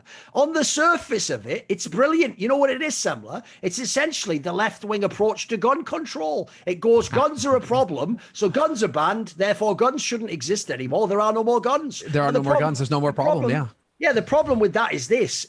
I know why Valve would say no more coaches. Essentially, Valve is Stalin here. No coach, no problem. Like, they nailed it. The problem they have is this. The coach doesn't stop existing because you said that, just like the gun. So the real issue becomes, what do we do with all the illegal guns, Semler? So the same question is now going to be asked, which is, okay, I get it, guys. If your team Vitality, who famously, if you remember, were on stream and they were the ones that had all the people in the room with them and got in trouble with Blast for stream watching or whatever. If you're Vitality and you do a big setup and maybe you stream your games or you have like video cameras and they can, they can maybe police you, your massive team, which is probably who this rule was designed for. The problem, and the obvious problem, is this, Semler. If you're the nobody team of 5 players who's not a pro team and you're just in someone's bedroom in Sweden with no cameras and essentially you put TeamSpeak on a push key only and you take your fingers off the key and that guy talks to you between the rounds, you're just going to get not only an advantage, you're going to have a coach and Vitality isn't, but you'll never be able to be punished for it. And yes, look, let's be real. That team's not going to qualify to the major,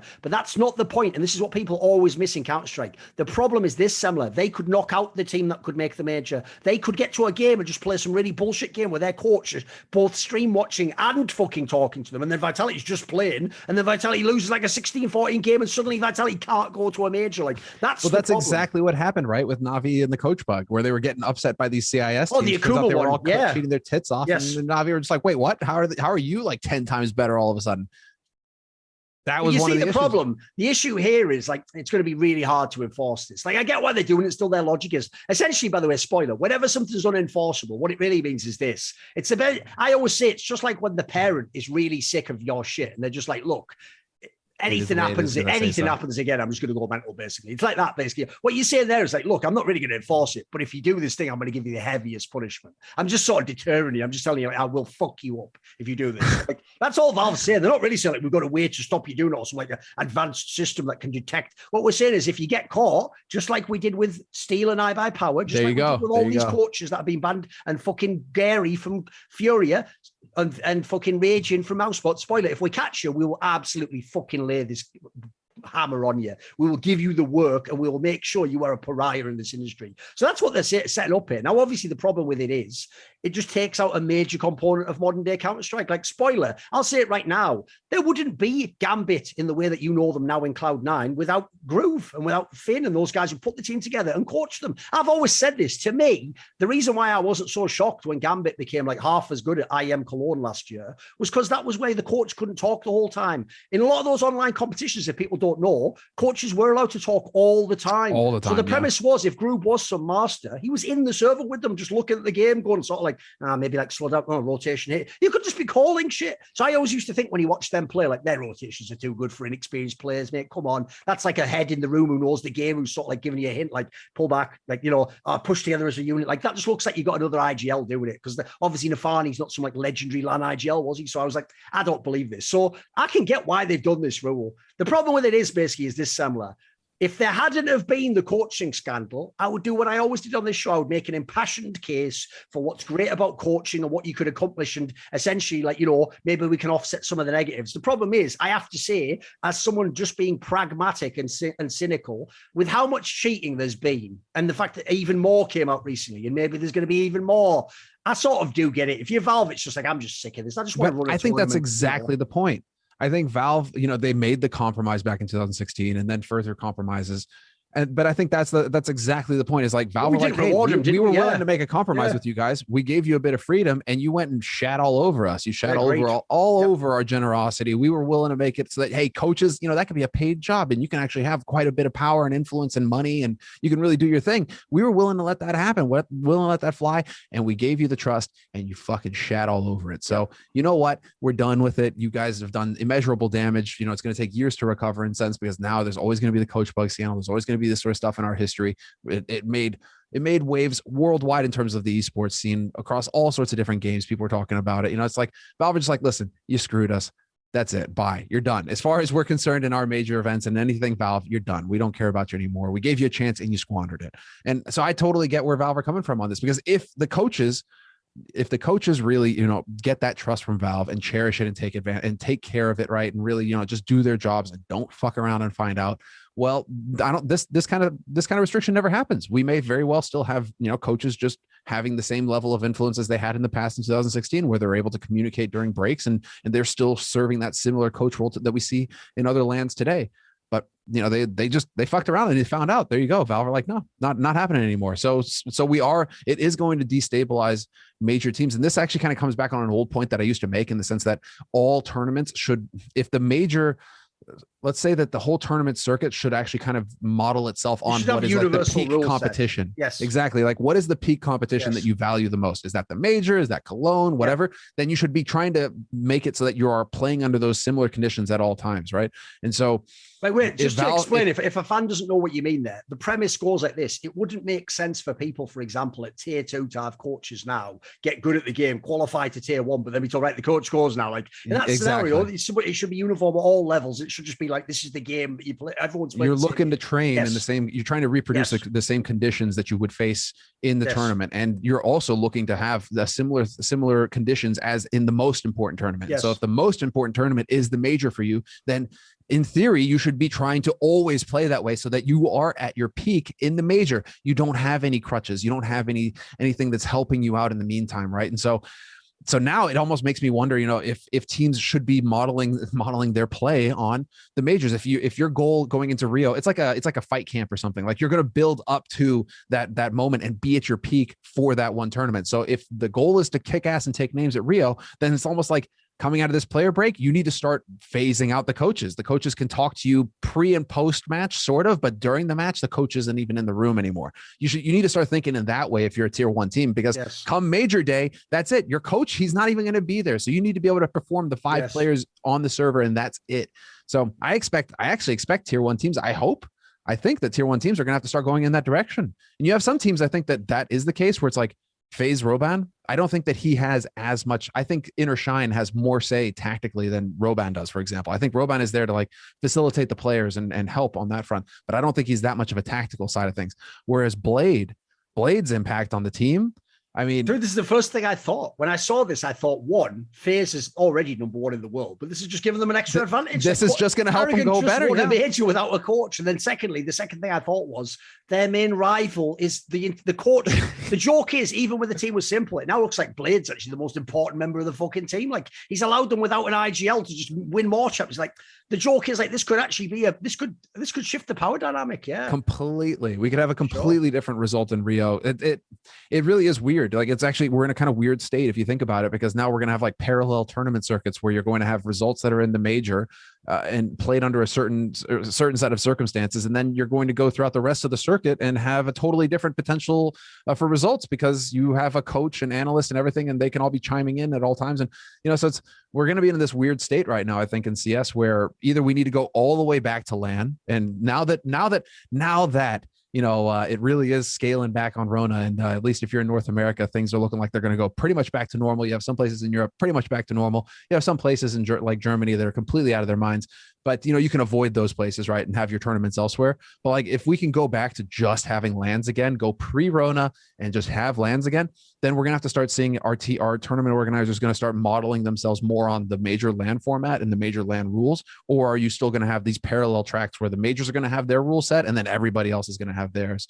And we're going to have weird results because of it, because some teams are going to perform better under one rule set versus another. Sure. I will just say the one thing I will say at the end is like, look, I do totally understand why Valve's doing it. Like I say, quite frankly, policing the CSGO scene is a thankless task, and it just seems like a waste of fucking time. I mean, even if you do it, it doesn't seem like you catch all the cheaters anyway. But the reason I think it's sad that they're going to do this is because even what was essentially, if you remember, when they made the compromise that you're talking about, where you could have a couple of timeouts in each half, and that's when the coach could talk.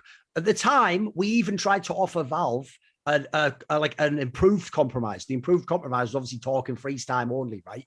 The reason I always thought that was the fairest and the best approach is because it mimics American football. If you don't know, in American football, there's a certain time within the play clock that the coach can communicate on the headset with the quarterback. But once that time hits, it cuts off, and then the quarterback just has to call the play. So it allows you to coach to say, like, look, this is what I'm seeing, and here's what you're going to run. But then he also can like switch it up. So like that would be great for Counter-Strike. If I even said the way I got into American football is Monty once said to me, it should be your sport, mate. It just is Counter-Strike. It's like you just run tactics, then you're running them over and over again. And it's like the offense sets up versus what the defense doing. Sure, yeah. So I remember him saying, well, the joke is he's right, but they're actually taking out the essence of what could have actually made it even more like American football and really taking it to the next level. Because the reason it's sad, to reference what we talked about on the last episode, if you remember, is I want to see a world in the future where the whole people behind the teams are the masterminds. It is Gobby versus Zonic versus Glaive versus Blade versus MSL one day versus fucking Sean Gares. You know what I mean?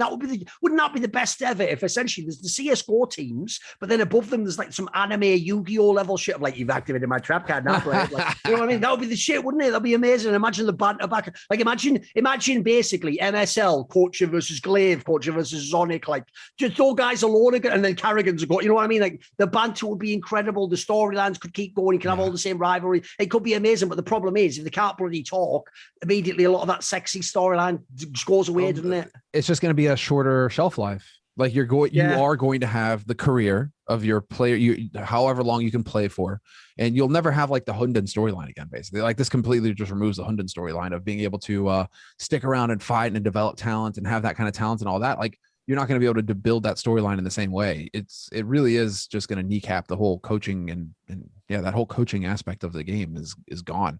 But at this point, I'm kind of just like, well, you squandered it. Like, I guess we deserve what we're getting right now because we had the chance and we completely squandered the opportunity to look that far. It's all about, short-term returns, like, oh, we need to qualify for this tournament or whatever, not thinking what the long-term impact of your actions is going to be. And in this case, it just means you've just kneecapped the scene in terms of growth, unless Valve decided to change their mind and take another chance on us. I don't see at this point why they would. They've given us plenty.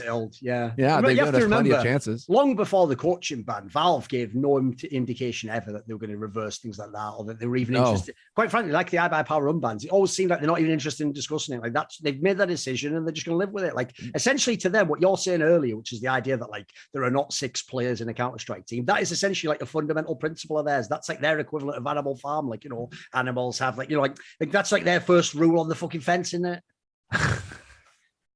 Good. The analogy even works because in this case, certain teams do have more. Yeah, exactly. Certain teams do have a little bit more than others, depending on where they come from. Yeah, exactly. Who knows if that gets enforced? Should we move on? Conflict of interest. Yeah, we should move on. Now, along with all the banter and industry discussion, of course, I'm going to give you a bet for esports bet because praise Gay Ben.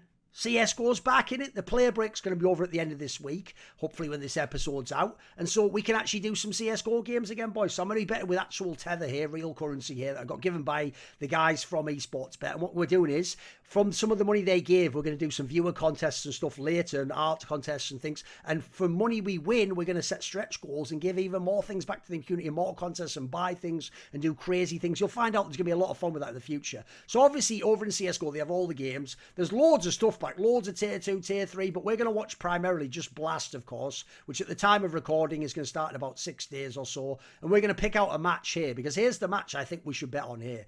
I'm going underdog on this particular one. I actually think this one right here is a cheeky little one, Because look, Vitality's had an improved performance recently. They obviously had the blast run. They were all right to some degree in like Cologne at moments. Like they looked like they could have maybe done it. I do actually think OG, now they've got Dexter, now they've leveled up generally, the firepower's way better. That squad's actually not too bad. Like, I actually think Venomite's going to potentially be like a dodgy Vitality or maybe in a Vitality with a different player. I think OG can win this. I know the odds aren't too crazy for them, but I'm going to do a smaller bet on this one. I'm going to say, actually, I think they can get it. I'm pick OG to win the series. The firepower's way more better than people realise. And I'm going to say, yeah, I'll do the maximum. I'll do the 259. I'll say I'm going to bet about 500 USDT that actually OG are the ones that win. Or 500 how much I would win, because I would almost double it, wouldn't I? I actually think the underdog comes through. People like Dexter, Neo Frag, they can frag with the guys in Vitality. Yes, he was good, but he's not the same monster he once was in terms of always winning the game. He'll probably be the best in this server, but it's not taken for granted. And generally, there's pretty good firepower on the OG side, so that's a pretty spicy one. Now let's get back to the spicy topics.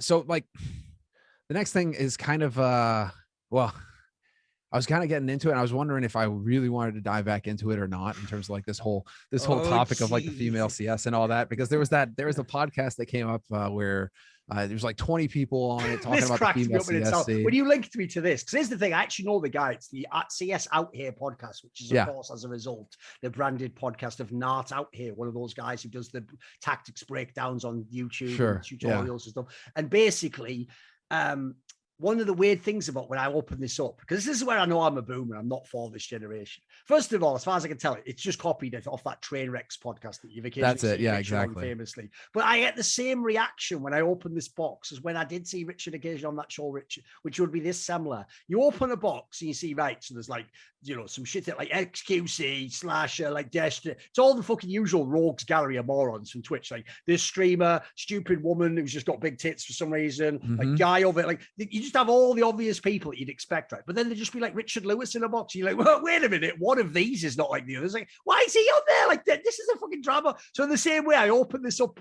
similar, right? And I'm looking, it's like Not Out Here, like fucking Heku, if you know, did a pretty good job on WePlay and stuff. There's like Aurora, the female CSGO player from Norway, I think it is. Yeah, a bunch of people we know. There. I'm looking through, and then all of a sudden, just Anders Blues. It reminded me exactly of Lexi Rich. Like, what are you doing there? Like, it's like, what? Down with the kids, man. Like, what are you?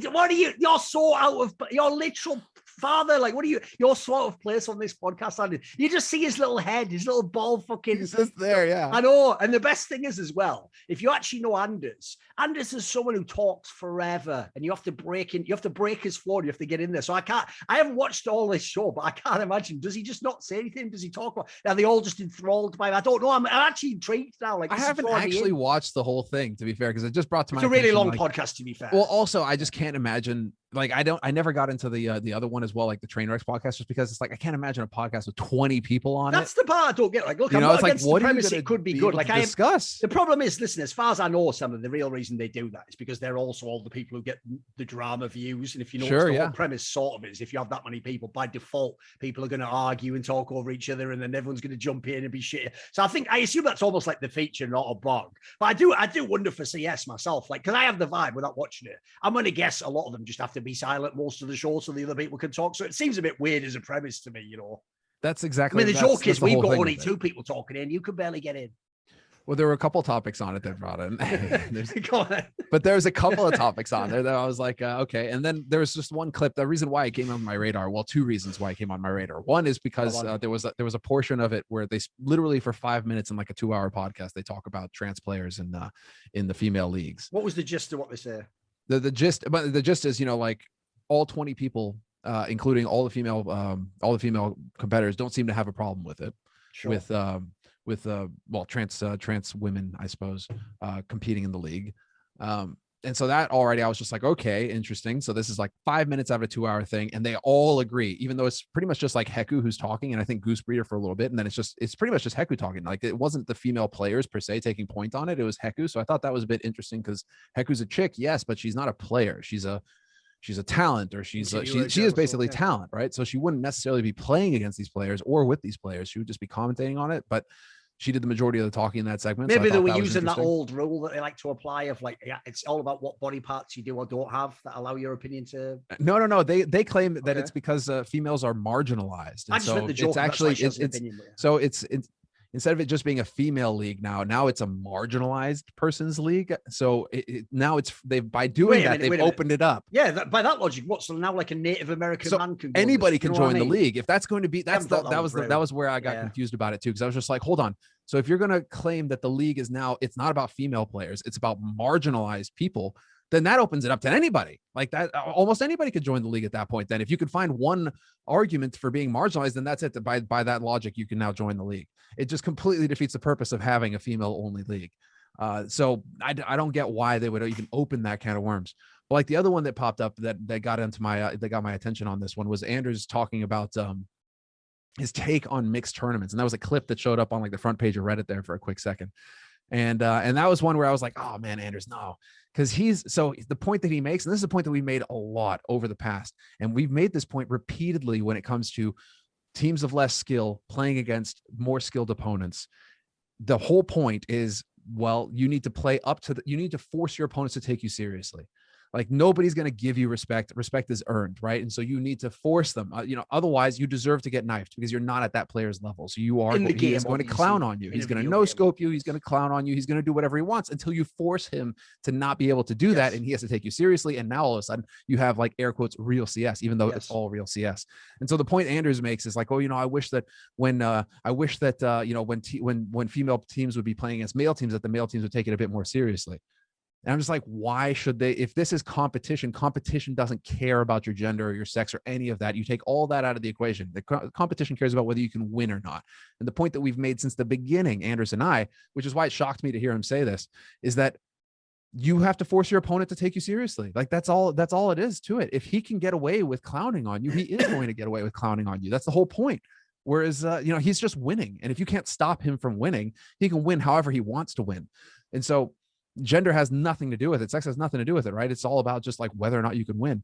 And so I was just a little bit taken aback by that. I was a bit surprised that he would bring up that point that, it's just like, oh, they should play down to the level of the females to have a more interesting match. And I'm just like, no, it's for the female players to step up in that case and force the males to take them seriously. There's no shortcut. Right, you want to get into this? Obviously, go for it. Fucking prepare the fireworks could get spicy. First of all, when you say that latter part there, Semler, yeah, I'm really shocked, mate. In a call featuring loads of women, someone like Anders Bloom, not exactly the most fucking bold character in the world, is he? Someone like him might just end up coming up with the opinion, hey, maybe men should just change their behavior, eh, ladies? Hey, maybe they should just teach men not to beat women in scrims, eh? Am I right? Am I right? Any ladies? Any ladies agree? Come on, man. Like that's essentially, by the way, the soft, like panda version of it. I get what Anders means by that. What he means is there needs to be more like productive practice between men and women so that hopefully the women could improve. The problem with this is it goes like this. One, because Anders isn't a woman, he doesn't have to care. Neither do the men in this case, and the male team have to care, like you're saying, Samler. If people don't know, spoiler, this isn't about sex. Like, I'll tell you something that's a secret. I've mentioned many times on League of Legends shows, but fans just forget it because it's not something that gets talked about in public. If you are a Western team in League of Legends and you go to Korea for the boot camp before Worlds, here's what happens, Semler. The Korean teams will only give scrims to teams that, first of all, they think are good. So you have to be like the best Western teams. And if in those first scrims, they just destroy you and it looks like you're not in any way meaningful practice, they just don't give you any more scrims. That's it. You failed the first test, you're out. And what they'll do as a result, though, is if when they're playing those initial scrims, they start to beat you really badly, they will purposely disrespect you. They will do stuff like pick a losing matchup and shit on you in that lane, or just like dive 24/7 early in the game in the most aggressive, skill check, abusive way ever. They would never do in a pro match, but because they wouldn't do it in a pro match, but they're more skilled than you, they're just tormenting you. And in fact, you're not even getting anything out of the practice. You're just playing, getting blasted out of the server immediately in a way that would never happen. And you're just thinking, what the fuck is this? Well, what they're doing there, by the way, is there's a reason for it. They're not just being dickheads. Look, there's a level to which they are sort of showing you like, hey, these fucking Westerners think they're as good as us and they want to waste our time. Well, let's show them what happens when they waste our time. They are doing that. But there's also another element where the reason they're doing that is to show, right, you are a waste of my time. I'm now going to go use my time more productively. I'm not going to practice against you anymore. I'm going to practice against the best like Chinese team or a team from Taiwan, who at least I know is a good practice partner. That's what the male team's doing. What they're doing is this, like, look, we're going to do you a favor. You've asked, and you're all even famous pros, maybe we're just like tier 3 male semi-pros. You've asked us for a script scrim. We've granted you the scrim. And you know what? We don't even have to play properly. We can buy like what, M4 249s and just run around shooting you. If we can do that, why should we respect you as a practice partner? Why should we play? Because by the way, this is what we would do to lower level teams. If this was another bumfuck tier 5 team that we played of males, because there's no one in our scene ready, that's what you do when you go down to the level of who's available. If we play them and their shit, we're also going to dick around. And we're also going to Zeus you. We're also going to knife you. We're not going to play properly. And spoiler, why should we? We're here for our practice. Look, I get in the grander kumbaya sort of like, let's grow as a community. Kumbaya, yes. Yeah, I get it would be cool if everyone could do this. But like, all I'll say is this. When does the impetus ever shift to women, by the way? What are women doing for men? What are women doing to help the males get better in the scene? What are women doing to help male esports be bigger? I missed something. How are you directly? Because here's the thing. You're contributing to esports, which you're going to say is mainly. No, it isn't. That's just esports. You're in esports. Heck, who's in esports? She does interviews. We're not saying you're only allowed in because you're a woman or not. Well, no, she's just in esports. So the problem I have is this. To me, female CS players were always in esports similar. So my issue is there's 20 years of history of female esports with CS. So, I mean, the problem with this topic is there's only two angles on it. One is men are just so mean and horrible that will never be allowed to be around the women. So the women have to be segregated into their own protected league, essentially like ESL Impact. And then in that league, they can just compete against each other for money. And then next step is question mark, question mark, question mark, question mark. And the last step is women are as good as men and they become top pros in the end. Now, a lot of question obviously no one's, there's a lot of heavy lifting being done by the question mark, question mark, question mark line there, isn't there? Basically the entire mechanism because no one knows what it is. Now, the obvious issue is this isn't 2003 Semler. There have been loads of women's tournaments that were women's only tournaments that were protected, that had loads of prize money, that had no prize money, that were in big countries, that were in small countries, that were online, that were offline, that were in every place in the world. And despite like 17, 18 years of those tournaments, it's made effectively no impact. There are no female pros at the male level. There are no female teams at the male level. There isn't even one mixed team that's ever come vaguely close ever to being tier 1. It's never even been a story that anyone could imagine. No one could even overhype it. There hasn't even been, by the way, something like in Overwatch where you have like a Korean player like Gigori come along in which she has like the skills and at least she can play. There hasn't even been that. Even when they've been good women, they've tended to stay in these female-only circuits, female-only teams, and they play there. In fact, the only reason some of them ever have played with men is they went to Valorant, and in Valorant they have that game changer league, which actually does, I think, doesn't it mix like some men with some women? Or so, I think, or maybe it's non-binaries only with women in that one as well. There's some scenario like that in Valorant where they have a tournament like this, right? So basically, the gist of it is the obvious topic for people who actually want women to improve at games will always just be, you got to play against men because at the moment, collectively, they're better than you. And as you say, Sam, it's not about men. It's about the way you improve. The fastest way always will be find someone who's better than you because they'll force you to improve. The premise goes, look, you can do it another way. Like famously in Quake, for example, 2 players, Fatality and Toxic, were very unique that they would intentionally not practice against the best people. They actually were guys who like to practice against the average level player and just beat him like robotically and sort of build up the patterns. That's very unique though. You have to be sort of like self-motivated for that. That's the equivalent essentially to being a guy with a home gym like you. If you're self-motivated, it's brilliant. You're going to be in there every day. If you're a guy who's lazy, you need a trainer, mate. You need a guy to tell you, be here on Monday at 10, no excuses. When you're here, give me 10 more, give me 10 more. You need that guy. Like the more premise is most people, men included, need the latter guy. They need the person to push them. So what the women really need, if their goal, key if, another heavy lifting word there, if their goal is be better at Counter-Strike to the effect one day they could be at the male pro level, then the only path, as far as I can tell for most people that's incredibly self-motivated, is to play against better opposition, which will mean playing against men eventually and hopefully getting them to accept you into tournaments and gradually improve things. The problem basically is the entire ESL's impact circuit goes against that because it is the opposite. It is intentionally you don't compete against the men and you play in a separate tournament for money. Now, it's not as simple as that. Obviously, you could play ESL Impact and you could be in the open qualifier for IEM Rio, that you just won't make it through the qualifier. That's why the other angle that Reddit never gets is everyone on Reddit's like, why don't they just compete against the men? They've been competing against the men the whole time. Yes, there have been no rules keeping them out. It's not that they're irrelevant. It's that they're so bad, they never make it far enough in the open qualifier for you to even know they competed. That's the joke. Yes. The joke is they get eliminated way before they would meet NIP or something like. They're not getting to play. In fact, the joke is every now and then they do actually meet like a famous team, but they always get smashed just like and they then do. they get 16-0'd or 16-1.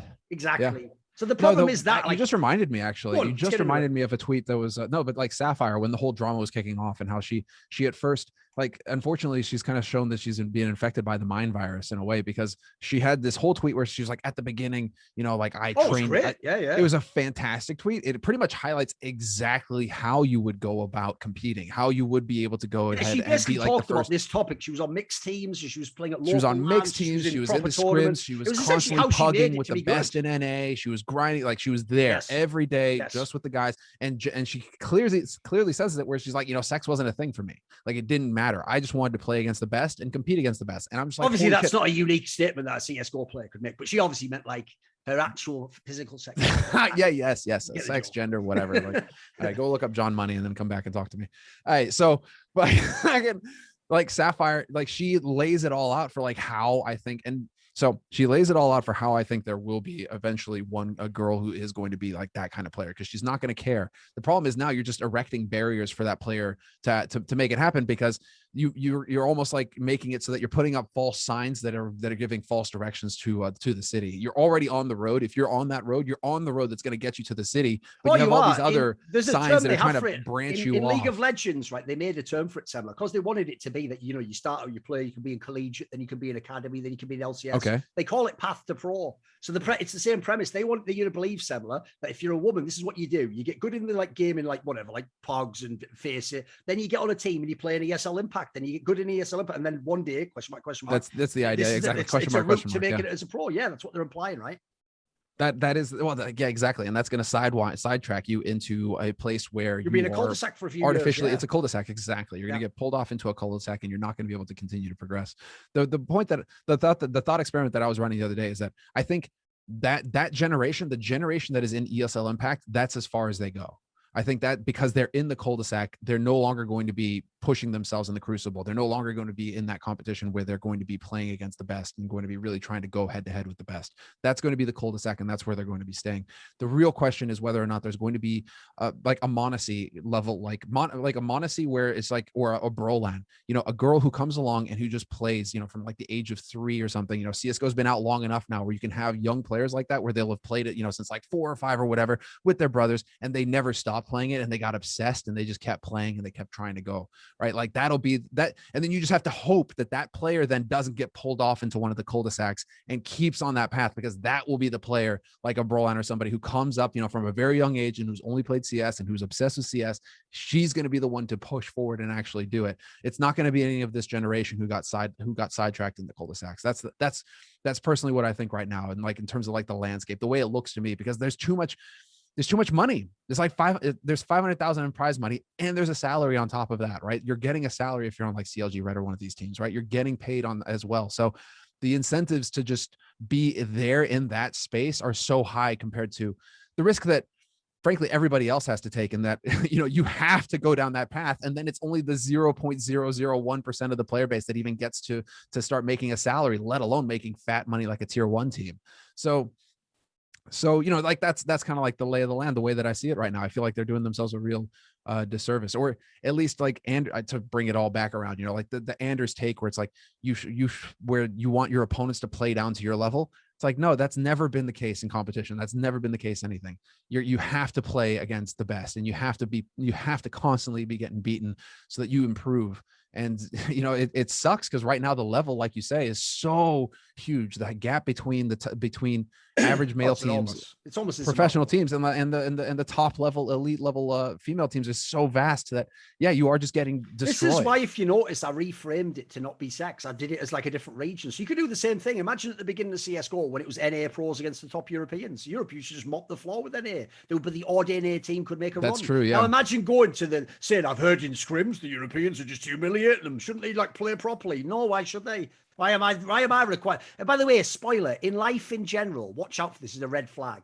When someone has a problem, they have a problem. They have a deficiency. They're not good enough at something. But their answer is everyone else has to change in the world to make them not feel as bad. Watch out for that. That's almost never coming from a good place. That's coming from a place of like resentment, bitterness. You don't want to like take responsibility for your own situation. You don't want to have to do the hard things in life and overcome challenges. You want just life to be handed to you on a silver platter. Someone just go, there you go, sir. There you go, miss. There's your Counter-Strike career. Nah, because here's the thing. You don't get given a Counter-Strike career. NiKo doesn't have a Counter-Strike career because someone came came along and went, "Oh, you appear to be a white male with a penis. Have a job."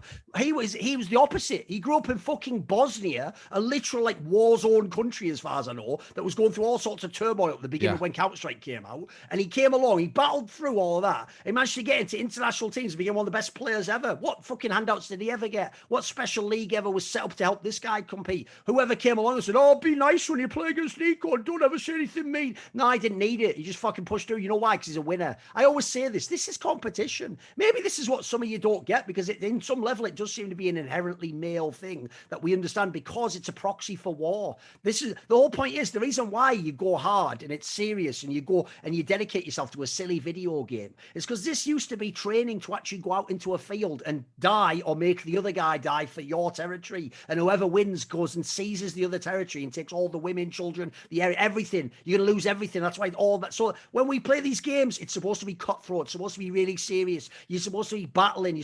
They're supposed to be the enemy when you're playing them. You're not helping them. You're not here to help them out and help them get better. You're here to put your fucking boot on their neck and crush them and take everything from these motherfuckers. You're going to take their prize money, their spot in the tournament. You're going to take their best player if you need to. You're going to take their fucking salaries. That's what esports and life is. You go out there and you take. Now listen, within that, when you're powerful, are you ready? Because Anders has actually nailed one thing that is key here, Semler.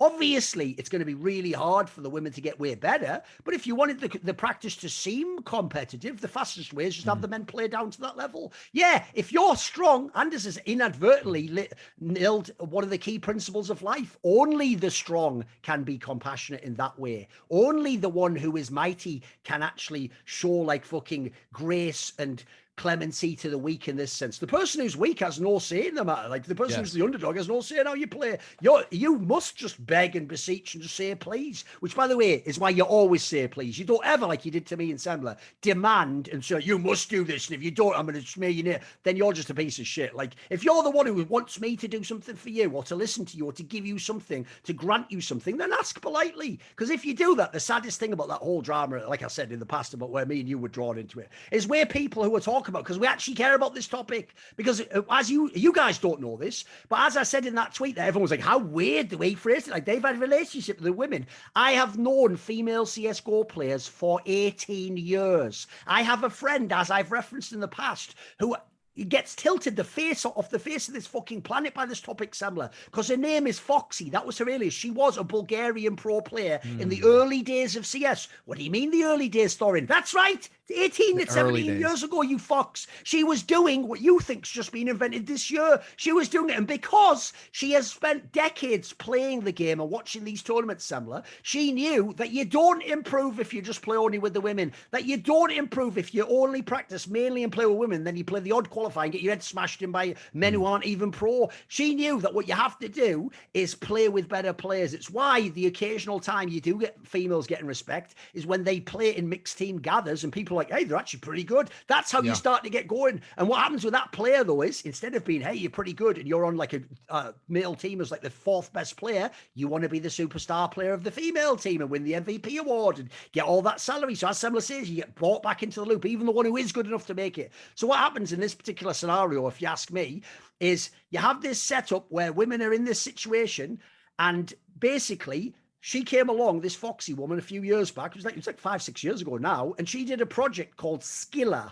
It was written Skilla. I think it was SKYLLA or something. Go look it up. Basically, it was a project where it was a league that was an intentionally mixed league. The point was to find a way to encourage teams of men and women to play together. Specifically, are you ready? This is the detail people are not going to get. Specifically to help the women. It wasn't for the men. They were already good at the game. These men were willing to take time out of their case and play with women who were good for a higher goal, you could say. Exactly what these people want in these chats. Try and close the gap. Yeah, an aspirational reason. And they were going to do it. And this project had some legs to it. But you know what?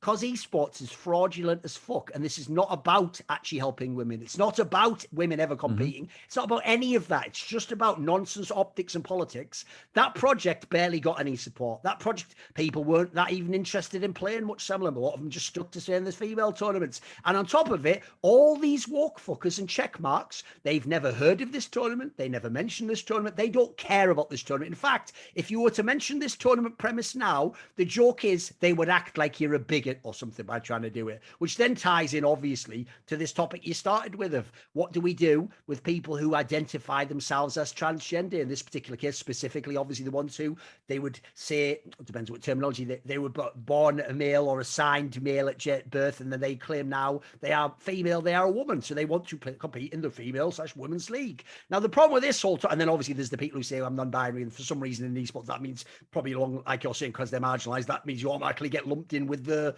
women. This means in this particular case. Now what I find weird about that is it's not that women are marginalized, that they're worse at Counter-Strike. Like, I hate to go back to the beginning of what started that thing at the end of last year. That's not why they're not as good at Counter-Strike, is it? Because one thing I've always found a really whack angle to this topic, Samuel, it goes like this. You know, people go, well, there's nothing in the game that would mean that, you know, physically there'd be a difference. So it must just all be... No, whoa. What? Where did that sentence come from? Like, So there's no difference between me and Simple physically when we play Counter-Strike. I would guess there probably is. I'd almost be certain he has way better reaction times, maybe better hand-eye coordination, can track pixels way better. It seems like there's loads of physical things. Then also, spoiler, are you just using your brain? Is your brain not in some sort of physical thing that exists in reality? There is a material component. Why are we pretending our brains are identical? I mean, spoiler, that in itself would be a ridiculous statement within the ideology of trans people, that our brains are all identically equal. That's, in fact, a fundamental principle they say is not the case. It's how they've built their entire ideology, similar. The whole premise, in fact, the main evidence they all link to is brain scans, isn't it? So that angle doesn't work already. So to me, I've never accepted the first part. So as a result, if I don't accept the first part, I find it really weird, because I get what they mean. What they mean by the physical aspect is it's not like MMA. It's not like, because obviously the main problem with the MMA topic is if someone phrases it like it's a man beating up women, that just sounds really fucking terrible, doesn't it? That's always going to sound bad. I mean, spoiler, watch those fights, man. But I get the premise of what you mean. So what they're saying there is it's not a problem to have these transgender people come into the female league because, you know, it's not real life, so they're not beating them up. But the problem is, if essentially there is any physical or genetic component to how good you are at video games, by the way, not the most important thing in life, then logically the male would have some sort, or the transgender person would have some sort of advantage, wouldn't they? I don't necessarily know if that's the biggest deal myself, because the joke here, similar, is if we let them do it, they're actually inadvertently doing what we want, which is getting them to play against men who might be better, or people who normally were men. So technically, it might even make the league better. You could say that angle if I'm cynical, but I'm just going to give you the real one. No, come on. The real cynical thing, and it's the same thing as the argument that's I don't get the match. Like, I've never heard that angle. I thought this was all about just getting women to be better. I don't get the angle that, like, because here's what I don't get about the angle, like marginalized. What's about? How far are we going to go with this? To like, does disabled people get to play in this league? Is that the new logic? You know what I mean? Like, well, if that's the logic, the mad thing is that they all 20 people all agree. They just nod and like move on to the next. I know what you mean, Semler, but we're going to be a bit more real on this podcast. Women naturally, first of all, tend to seek community-wise consensus. That's a massive thing you'll notice. And then secondly, they're generally, when they're in groups like that, more agreeable. I know this might sound weird. No, but how many argue? Always. It's like that. It's the whole Leah Thomas scandal going on with the swimmer in the States, and all of like the team, like the team members who are coming out. And at first they were being anonymous, right? Because obviously there's fear of getting lashed out against if you do not of course, if you don't follow the party line. That's it, you're going to be taken out of the picture, comrades. I mean, it's the same sort of scenario here. It seems like where it's just a radioactive topic, and it seems like they're just going to let it happen, because if they were to say like, actually I don't feel comfortable in this situation, they're just going to get ostracized and maybe lose the chance of competing on their teams because they don't follow along. Parallel thinking, where someone comes up with the same idea, but they just don't do it, like they do it separately, and so they have a different name for it. It turns out, invented this concept that already exists. I call it an electric fence, which is like a thing that you're not allowed to talk about, because the idea is when you try touching it once, you get shocked. So you're like, sure, not only do you not talk about, but then everyone sees you get shocked. And they're like, I'm not fucking touching that. Exactly. There actually is a term for it. It's called third rail topic, because it's like for like, you know, trains when there's one electric rail. If you touch that one, you die, don't you? So the premise is this is the third rail topic, because the idea is it's not even that you have to, like, there's one official opinion that you're allowed to express. Any other opinion is not allowed to be expressed. It's not that you can just disagree. No, that's it. To disagree is itself the transgression. So the problem in this particular case, basically, is if you ever address this particular topic, it's just verboten. You're not allowed to say it. So the problem is, Semler, essentially, I could have already told you before I watched that clip. At the end, they will all just agree this is not only fine, it is a good thing. Because here's the thing. Think about what they're basing it off, Semler. They're not basing it, like you say, off like, like, are they actually, essentially, are we actually saying they are women? That's not even the discussion they had, it turns out. It's not even that controversial a discussion. They're not saying, like, will this help women or men get better? Those aren't questions. All they're basically saying, because they said marginalized, Semler, is this: I feel sorry for these people. So don't you agree that wouldn't we all be nice people if we agreed to help these people we feel sorry for? That's a pretty easy sentiment to sell. And you're selling it to a bunch of women who are going, oh, yeah, oh, I feel bad for them. Yeah. Because what I've never understood about this is, right, in that particular case, if you're saying there's no difference in terms of why women and men should be equally as good between men and women, then why would it be a problem for the transgender person to just keep playing with whoever they were playing with before? Why would that be an issue? Logically, there's no issue in the brain, so should just keep competing, right? In this case, I guess the logic's going to be, which is actually does tie into our situation. If you remember what we got claimed, the logic would be, that's why they're saying marginalized, Semler. Their logic would be, oh, but if you identify publicly as trans or non-binary, you know, the male players will be mean to you. The whole narrative is that it's a toxic scene that is a suppressing female players and non-binary, whatever, what marginalized players. You know, it's a toxic scene that's holding them down when in fact it's holding everybody. We always look back to that topic, you'll notice. It's basically the number one thing. I mean, by the way, one of the reasons why they do it is because it's not totally unfounded. Obviously, when you have enough men in the world and scale it up, and women, people are going to be arseholes to each other. It's going to happen. The problem is, as you know, and which is why me and you spoke out about this, they take what is a fairly tiny fraction. It's definitely not like the esports industry people, and they make it sound like the entire scene's like that. We're all just women down. But that's the common strategy on all sorts of different topics, where you take the extreme and use that as the norm. And it's like, no, that's not. You know, you can't argue for this one thing over here using an extreme example and then claim the whole thing is like that. It's not. That's not how it's supposed to go. But that's constantly the same thing across all sorts of different appeals to emotion in this particular case. You know, you feel sorry for people. Someone being marginalized, they're different from others, so they get talked about. In this case, the reason I find it weird, though, the reason I find it really weird, it's just demeaning for the women, though. That's what I was going to say. If you think about it, Semler, the joke here is this is like some sort of mad angle where you've horseshoe theoried your way all the way from totally anti-man to all the way back to like, you're like the ancient Greeks now who are like, what is he, like crippled or weird? Just put him with the women and the other fools. Yes, exactly. It's like, what are you the joke is like, to you've demeaned yourself in the process. Exactly. It's such a weird thing. Your logic is like, these non-binary people are getting bullied. Nah, fucking put them with the women. Like, they're all shit anyway. Just let them play it together, so that just to put them in that crash away from everyone. They can't play with the big boys. They'll get knocked over. It's like, what the fuck? You guys are bullied, exactly, can compete. What the hell? That's what's so mystifying about it, because if you take 2 seconds to think about it, it's like, that is incredibly demeaning, right? Because now you're just saying, what is it, the soft bigotry of lowered expectations that you've applied to yourself now as well? Where it's like, you're just not like, you're somehow indirectly admitting that you're just not capable enough to compete with others. Like, what the fuck? You need to be put off in your own little space and then put everybody else there too. It was such a weird, I don't know, that really caught me off guard when that was the logic behind it. See, another thing I get pissed off by, Samuel, is I notice people even sometimes say girls in these arguments as if to like intentionally make you think of like a more innocent, like, I just want to play Counter-Strike. Sure. Like, here's the problem I have. You know, most of these people are like 23-year-old women in like the modern world who've been told, like, I'm just as good as you and equal, and I don't need a man. I'm bold and strong. And well, then have at it. Have at it, my dear. Go ahead and play. You're an adult female woman. Can't you compete? Now, here's the thing. One area, and this is going to be a thing I'm going to push for the rest of my time in esports.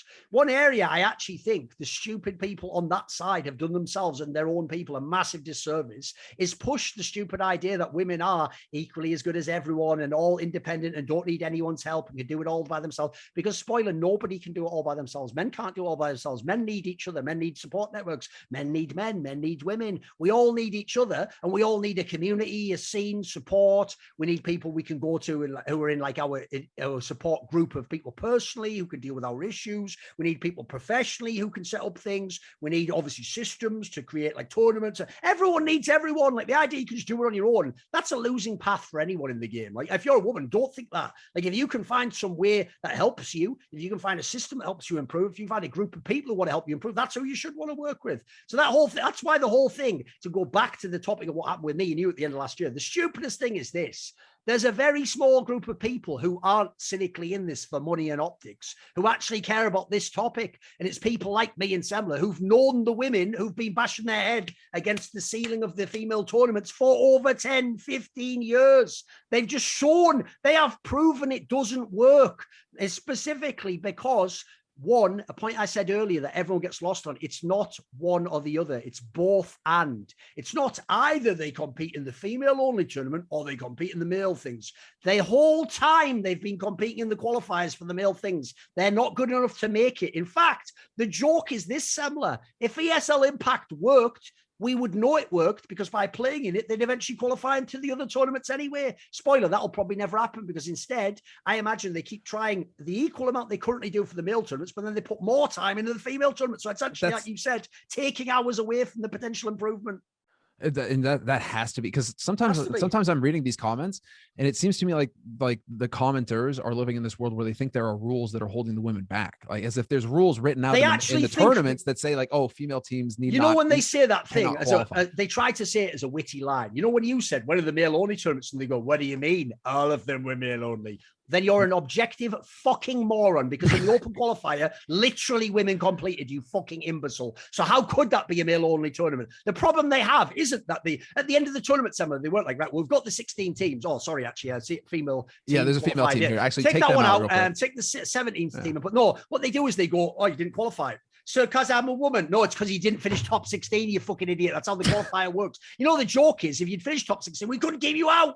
You'd have to be in the tournament, wouldn't you? So that entire premise is so infuriating. Yeah, there's no rules that say that women can't compete in all of these tournaments. There's only rules that go the other way, which, again, it's kind of like this whole point that we were talking about.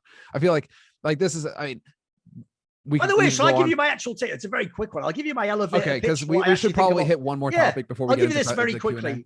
All I think about the female and esports topic is this. I've always said it. As soon as I found out the budget is in no way taking out of the male budget and is actually uniquely generated for political reasons, in this case, for the optics of supporting women from companies like Intel. As soon as I know that, essentially, it's like, do you want free money in esports that some more people can enjoy? Yes, I do. And you know what? If some of my friends are female CS players and women in esports, even better. Bring that money in, give it to them, let them have a tournament. And then lastly, all I'll say is this. Because as far as I have observed in my not only 21 years working professionally, but let's say like 25 years in the esports / competitive gaming scene, women as a group are massively inferior at esports games. That's just been the way it has been so far in competition. So as a result, I do like the idea another group of people can compete in esports in the same way, by the way, as if Europeans are the best at Counter-Strike. I still want there to be NA leagues. I want the NA players to be able to play in some league, even if they're not as good, and even if that might not make them as good. I'd them have somewhere to play if the money is there. I'm all for more tournaments. So I don't have a problem with it. I don't even have a problem with women's only leagues. I even am fine, by the way, Semler, you notice, I've unconnected it from the idea they have to improve and be as good as men. If they want their own league, cool, let them have it. I think it's that's good. That's always been the point. The point, like the major beef that we've had from the beginning was never about leagues. And again, that always gets put like, why don't you want to have female competition or female esports? Never said that. Always just had a problem with the messaging. Always had a problem with the fact that, oh no, it's men that are toxic and that's why. Always had a problem with that. I feel like that is utter bullshit. But the thing, like one point to add on top of that is like, when you look at the incentive structure, there's also, like you say, there's a lot of money involved with this. And so when you have a lot of money involved with something like this, then you're going to have people who are incentivized to not have the problem go away either. Oh, yes. And that's something you have to be aware of. You have organizations like NiKo, et cetera, that are getting involved. That's a lot of money that's getting thrown around. And all of a sudden, if it's like you have this problem and all of a sudden you get there, right? The train arrives at the station. I think it's Douglas Murray who brings this up, right? Where it's like the train that arrives at the station, and instead of stopping at the station and everybody celebrating like we've made it, the train speeds up and keeps going. And then it's a train off the racks and you don't know where it's going to wind up, and bodies are flying all over the place, and it's just a total disaster. And that's the thing. It's like these people never want the train to arrive at the station, because when they do, that's it. They get off the train and they're no longer making money. And so the idea is to always have more money coming in and always have the problem so that, hey, they keep getting paid. So again, huge, like multifaceted topic. We could go on at length about this, I think, but you did provide a good segue in the sense that more tournaments. And what was another big one, another big topic that came up totally about it. North American leagues, because this is something that gets talked about a lot, like the NA scene, like what can we do to revitalize the NA scene? And Kassad had a tweet that popped off this week where he said, first step to repair NA scene is to set up an academy league that runs throughout all year, 8 teams minimum, 4 seasons per year, LAN finals. Support should come from ESL Blast and their partner orgs. Solution is there. You're going to help your region. And I kind of like already fan of this. And then I just jumped on top because I'm just like, reboot Flashpoint as the Academy League. Use the Face It Studios in Los Angeles because you already have the infrastructure. Face It made a massive investment. They have a beautiful building in Los Angeles, a huge fucking office, studios, everything, LAN environment for the players, just a fantastic space. So you already have that mapped out. You could use that to run this league in if you wanted to, because, Face It and ESL, they have the money now. They can put on something like this. They can afford to. If they have the money to run something like ESL Impact, they certainly have the money to run something like a North American Academy League where you're in the biggest market in the world still. North America is the promised land. It's the place you want to be. It has all of the budget, all of the money. That's why North American teams are as massive as they are, why you always want to try and get esports there. So there's always going to be an incentive to try and build something in North America. You just need somebody to connect the pieces. And so the ideal is then, you have ESL and Face It. They're running the North American Challenger League right now. Just run another one, reboot Flashpoint, get some teams involved. And you have the European section, like WePlay could be running the European Academy League. And then you could have Face It running Flashpoint over on NA and have its own standalone North American league that could potentially farm into other leagues. Right. So, I mean, what do you think about this idea, like rebooting Flashpoint, or not even doesn't have to be Flashpoint? I was just thinking along those lines because you already have the Face It studios there. And they've all invested, and they used to be NA orgs. Yeah, sure. I get why you put it this way. This is actually a topic that old by the numbers viewers know is something I suggested years ago. What I said was, now I said it differently. What I said was, the reason I hoped Flashpoint had succeeded is because I think this is inevitable that they would have done a league like this, Samler. Yeah. Because what would have happened was, since the impetus to do Flashpoint was that the transfer market and the economy in CS is fucked in terms of revenue versus what you pay in salaries and buyouts. Actually, I think it would be inevitable that just like WePlay, that what you would do if you were Flashpoint is have a second league that exists on its own, and it's a closed league, but it's an academy league, and that way people like Cloud9, Gen G, Envy could have like players sort of brewing away down there that they could then just bring up a la Mouse Sports and Navi to the main team, and they could just be top players without having to buy them for a buyout or without having to gamble on them when they're too shit, and actually train them up with your system, your coaches. Now, obviously, I think we've seen from WePlay that works to some degree. So I actually do think as a compromise, as a way to revitalize Flashpoint, this would be a good angle, because first of all, I'm not quite sure what the whole business entanglement there, because one aspect fans never know about franchise leagues is you don't pay the entry fee on day one. It's like stocks. It vests over time. Like you essentially pay part of the fee each year. And spoiler, I've heard most of those franchise leagues are backloaded. Like, because obviously, like if you pay like 30 million for an Overwatch League slot, Sam, you're not paying them 30 million like in a Brinks truck tomorrow. You're just essentially giving them an IOU. Like in the first year, maybe I give you 10%, and the next year 20%.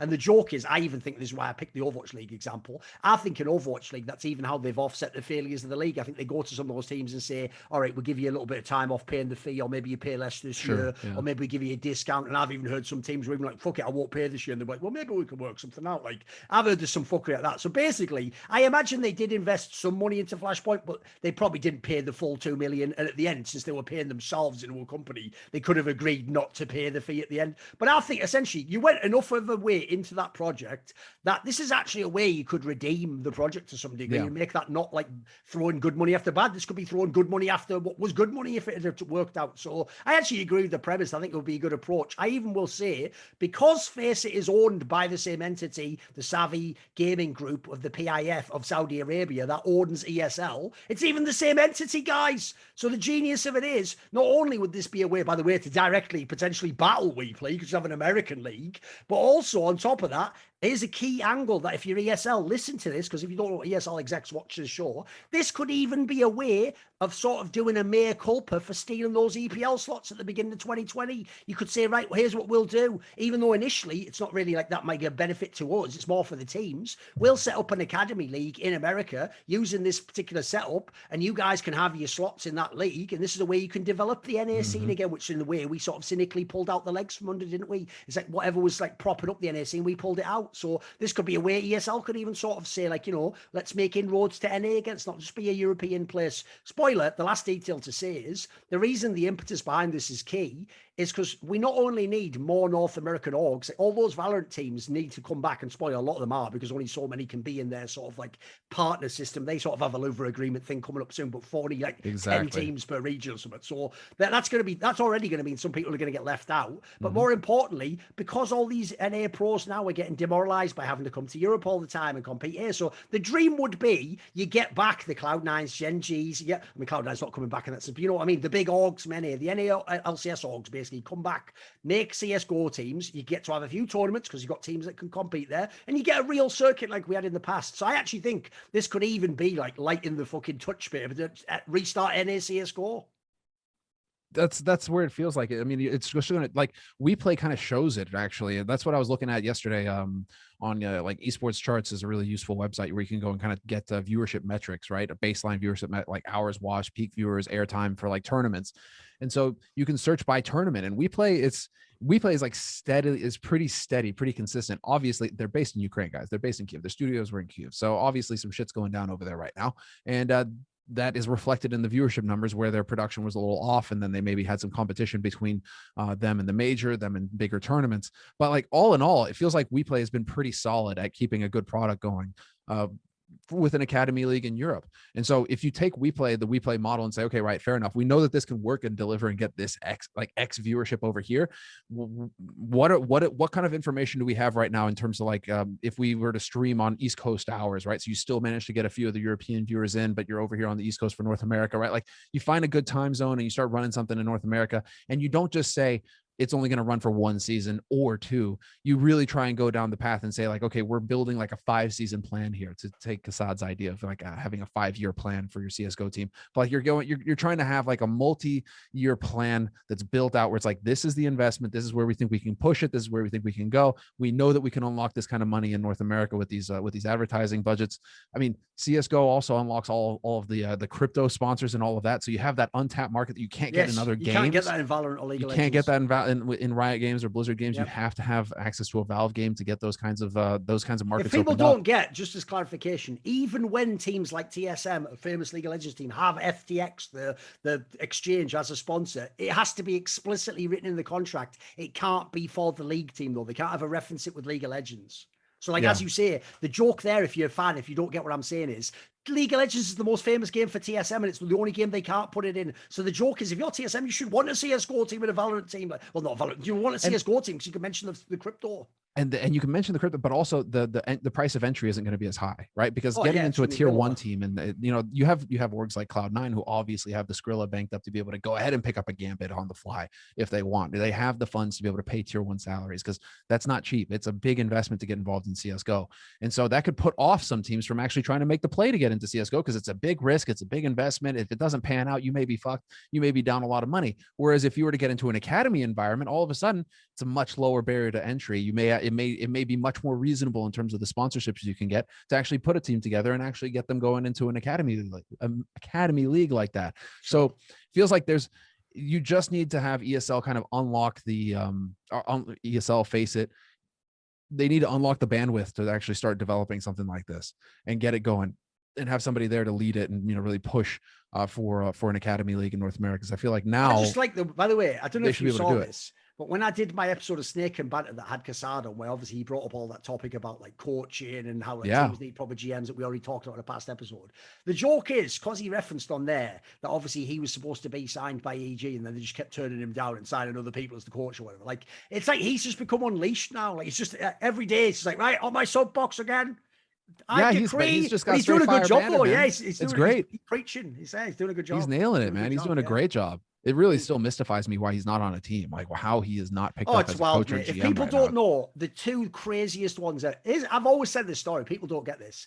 If I did a shortlist in the Flashpoint Days seminar or any other time when people ask me about coaches or GMs, here's the difference. Yes, I might put Moses or Yanko on the shortlist because they're friends of mine, right? They were at the bottom of the shortlist. Number 1 and number 2 on the shortlist, always, throughout all of history, are Zeus and Kassad. And the reason why they're number 1 and number 2 is because of this.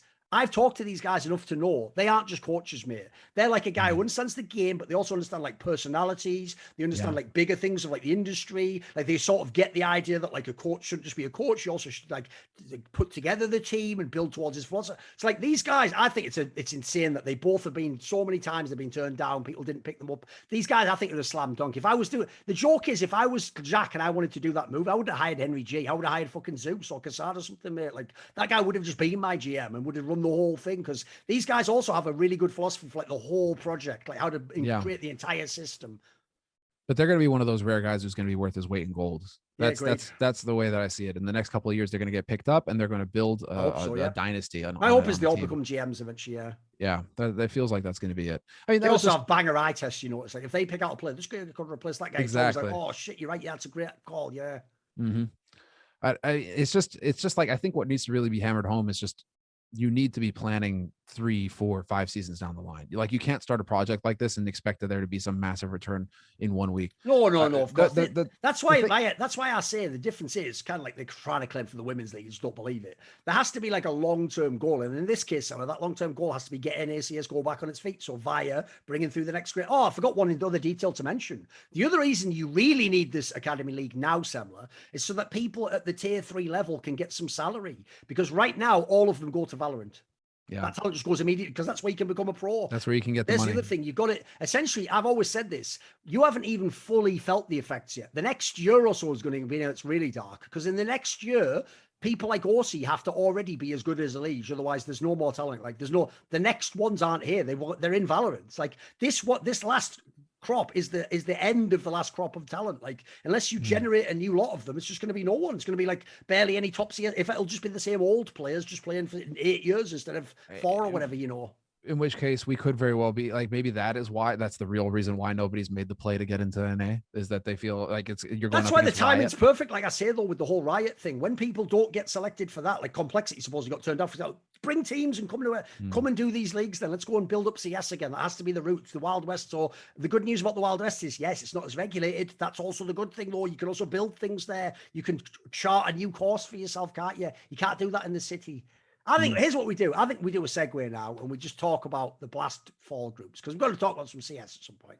We're talking about CS the whole time. No, but we're going to do some like nuts and bolts like on the day. We got to do nuts and bolts, but we're also on a time crunch. So we need to know, like, hold on, let me check how many questions we have going on. All right, have a look. This week, because we do need to answer. We obviously need to answer some questions. That's true, because to be fair, we could also just do it next week, because it only. That's the thing. The groups aren't going anywhere, right? Like, it's in a week. Yeah, fuck it. Then we'll do the groups. We can talk about the groups next week. Let's do the really into it and get the predictions and all that.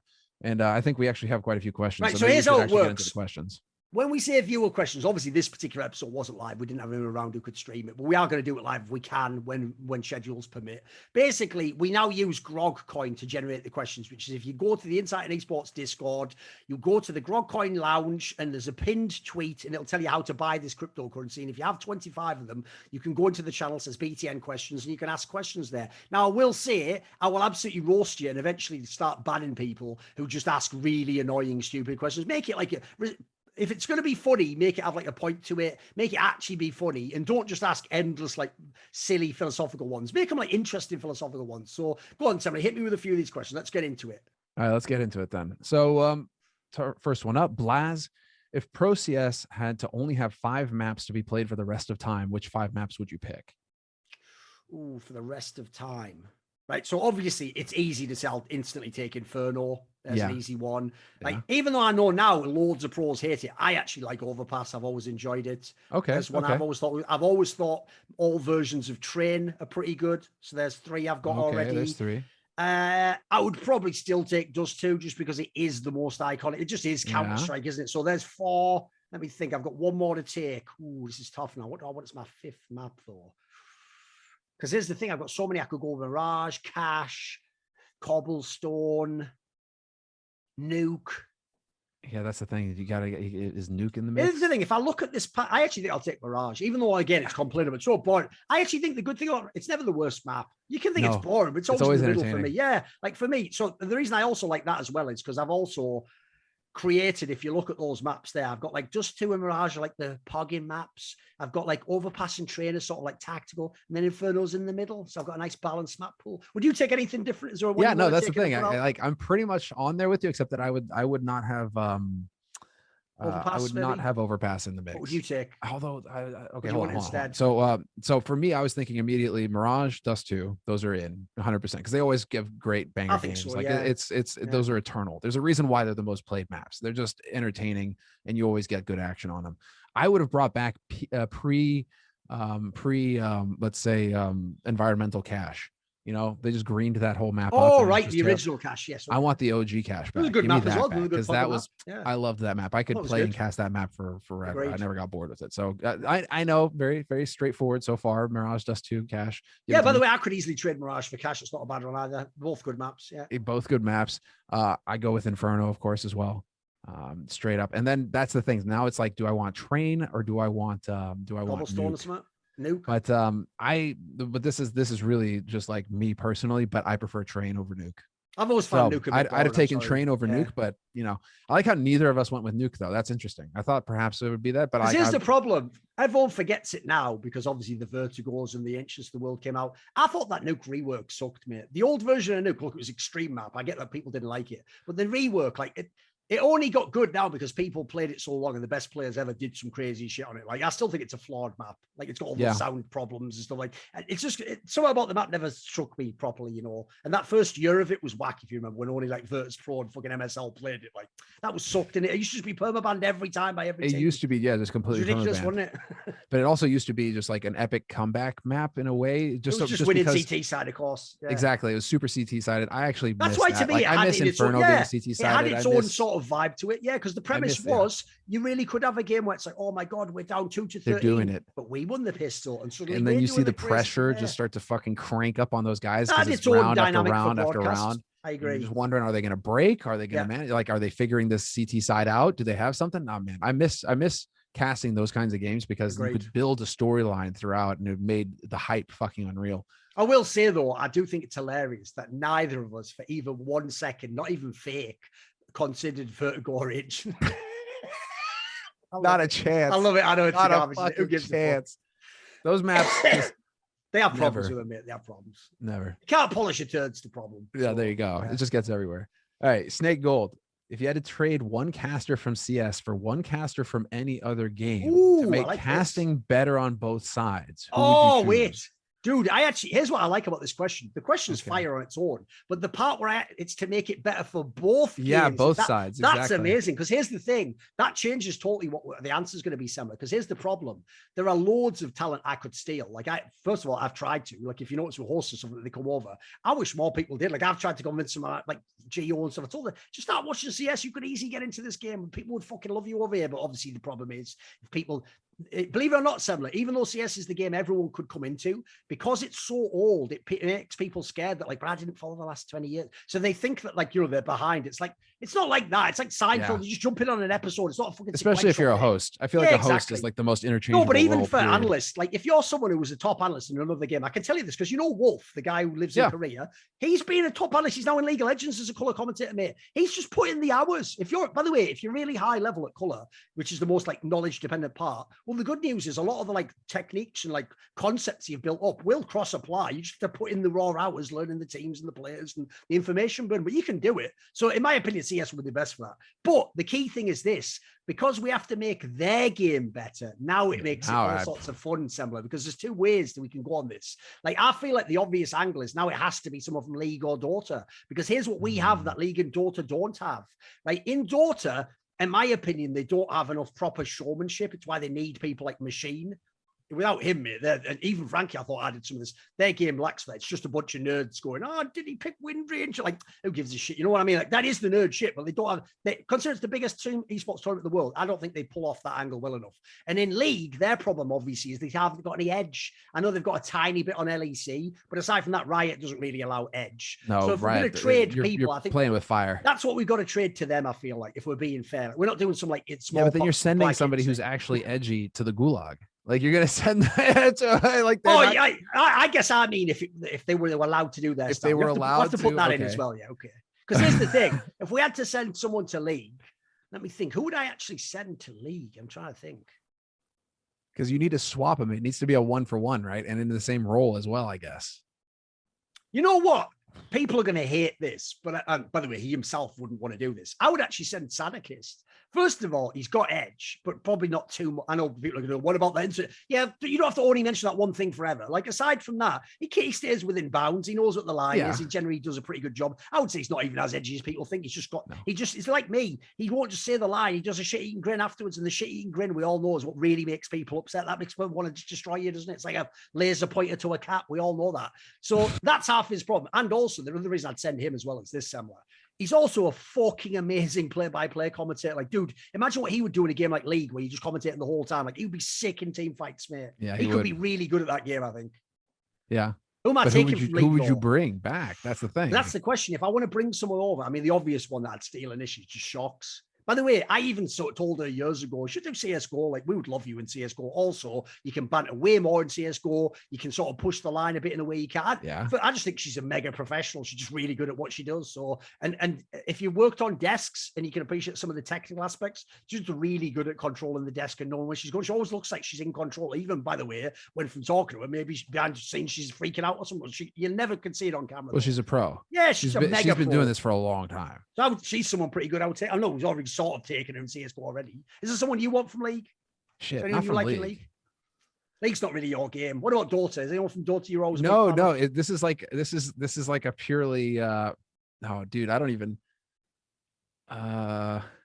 like.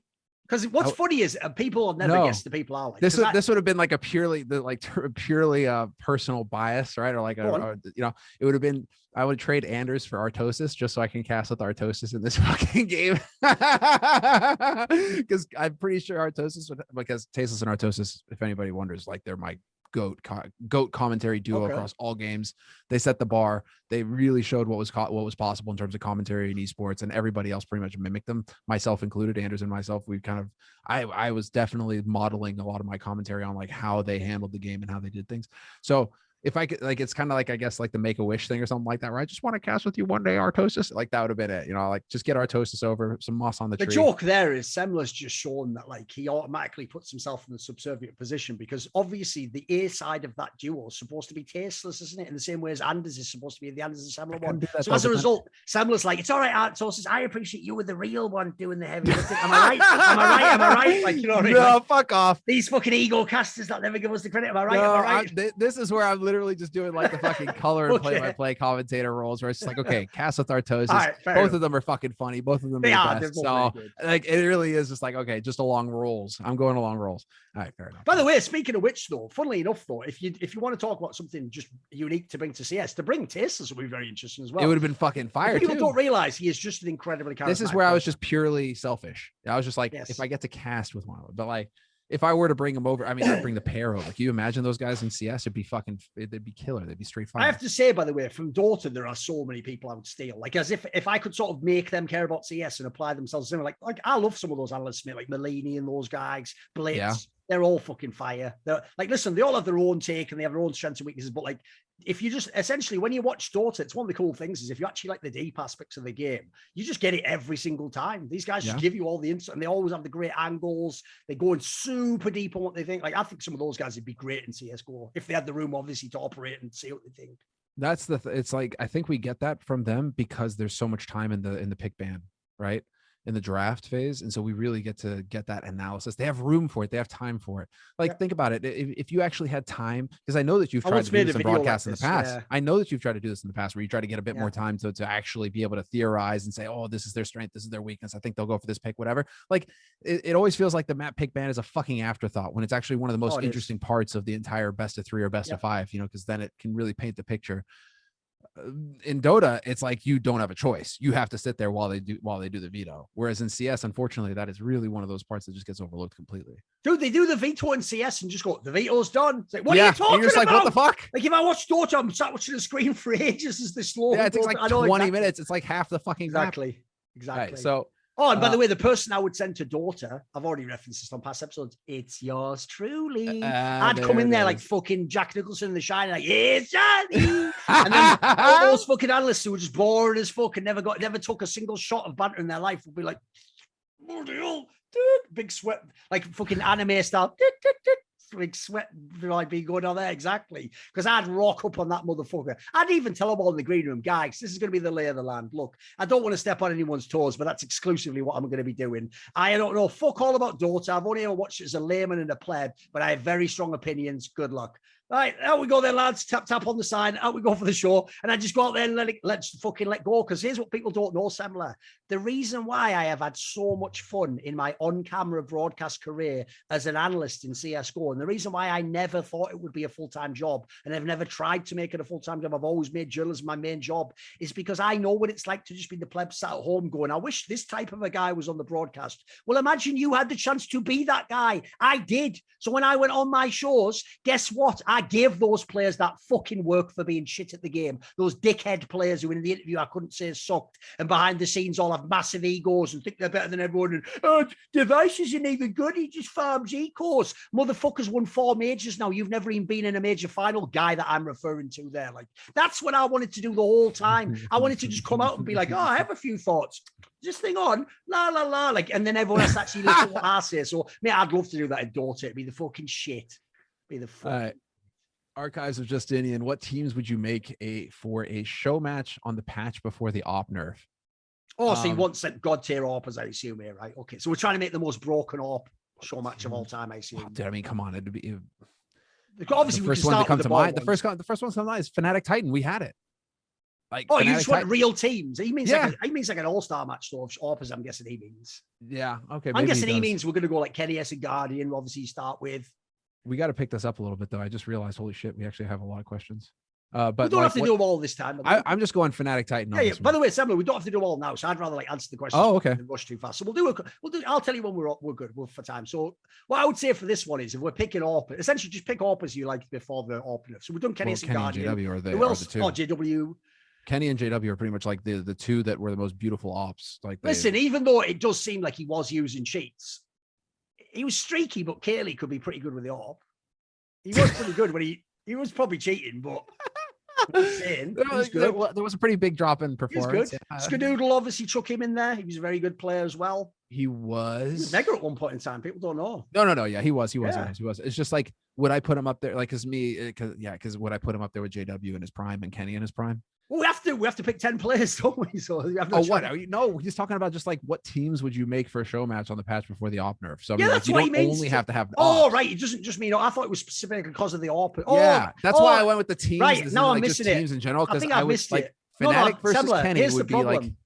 We're both missing the point here, Semler.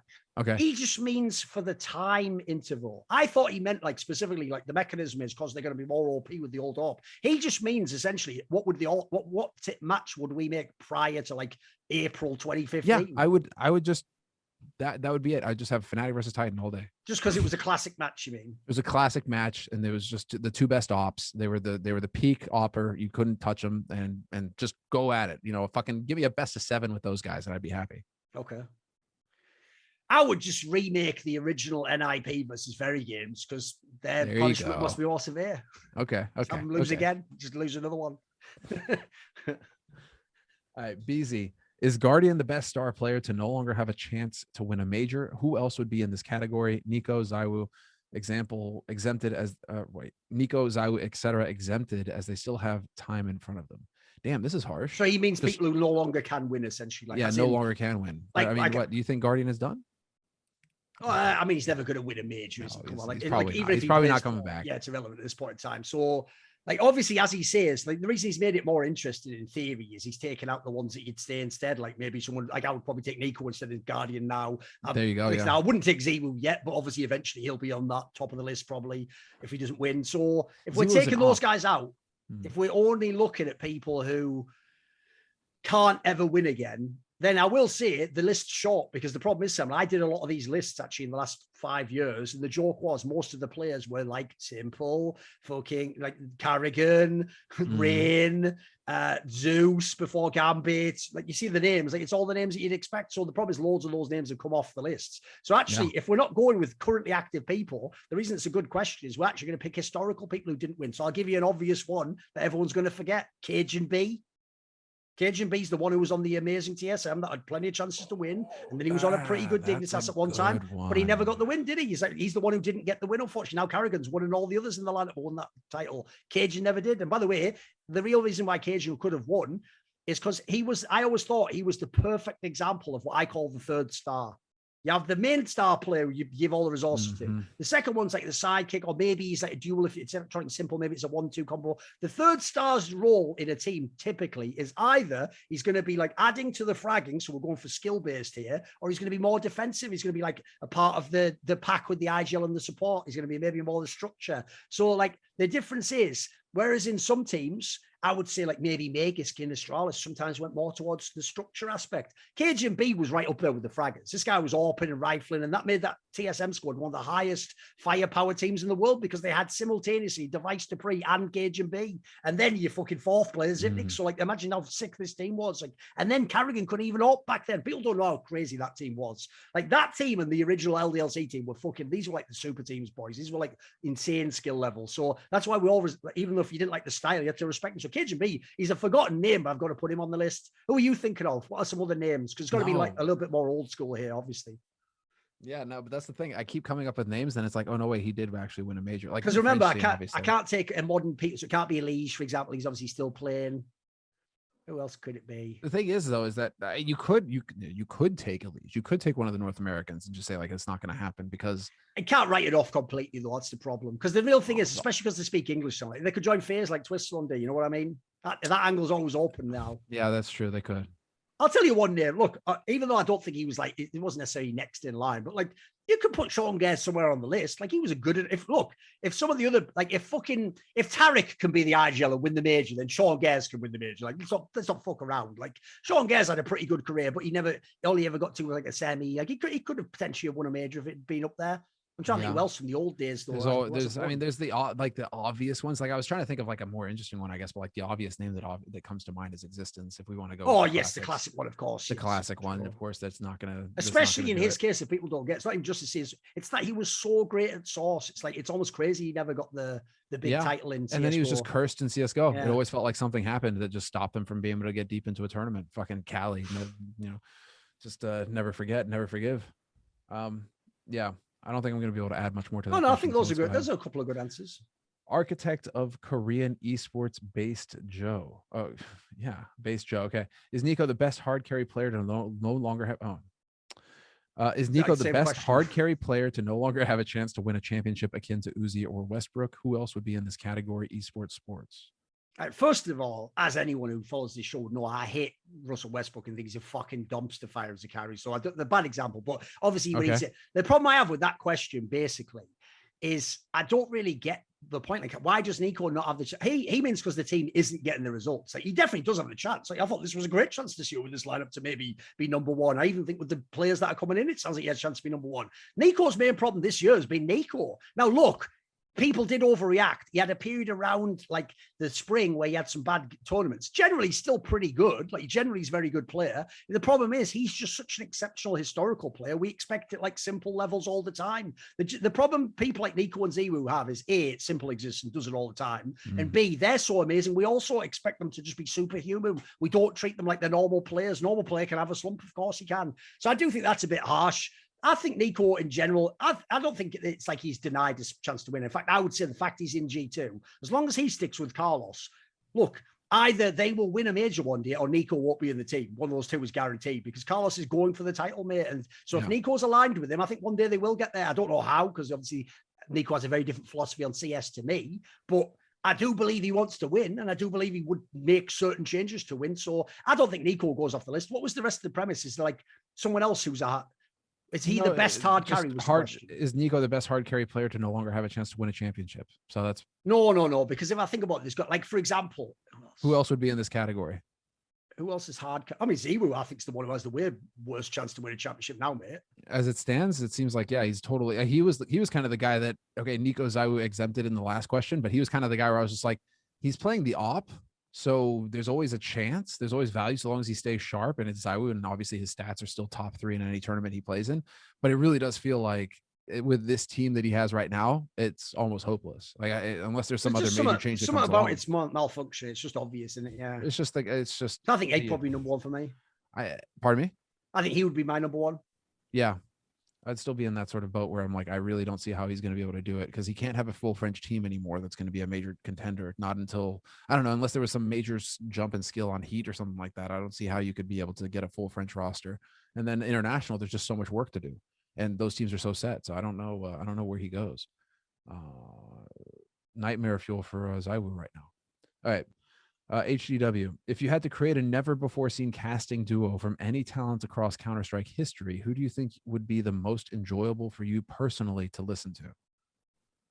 See, here's what's funny is obviously by now, because the last few years, especially, they've mixed them up. We've basically heard most of the duos. Like, it's not like the old days where you guys were all set and you can never, like, for example, I did always wonder, like, what would happen if you took some of the classic duos and mixed them up, you know? Like, for example, I'm pretty sure Henry and Anders, if they were actually a real duo, would be straight fire if they were in their prime. Like, they'd go together great, I'm sure. Yeah. You know? It's just, I always wonder about British and British accents, you know, like two Brits on the commentary side. As in, you don't like it, you like it to be balanced out with like different or something? Or it's sometimes it can, the reason why I say that is like sometimes Harry and Hugo, I listen to them and it gets a little too samey. They sound the same. Yeah. Sure.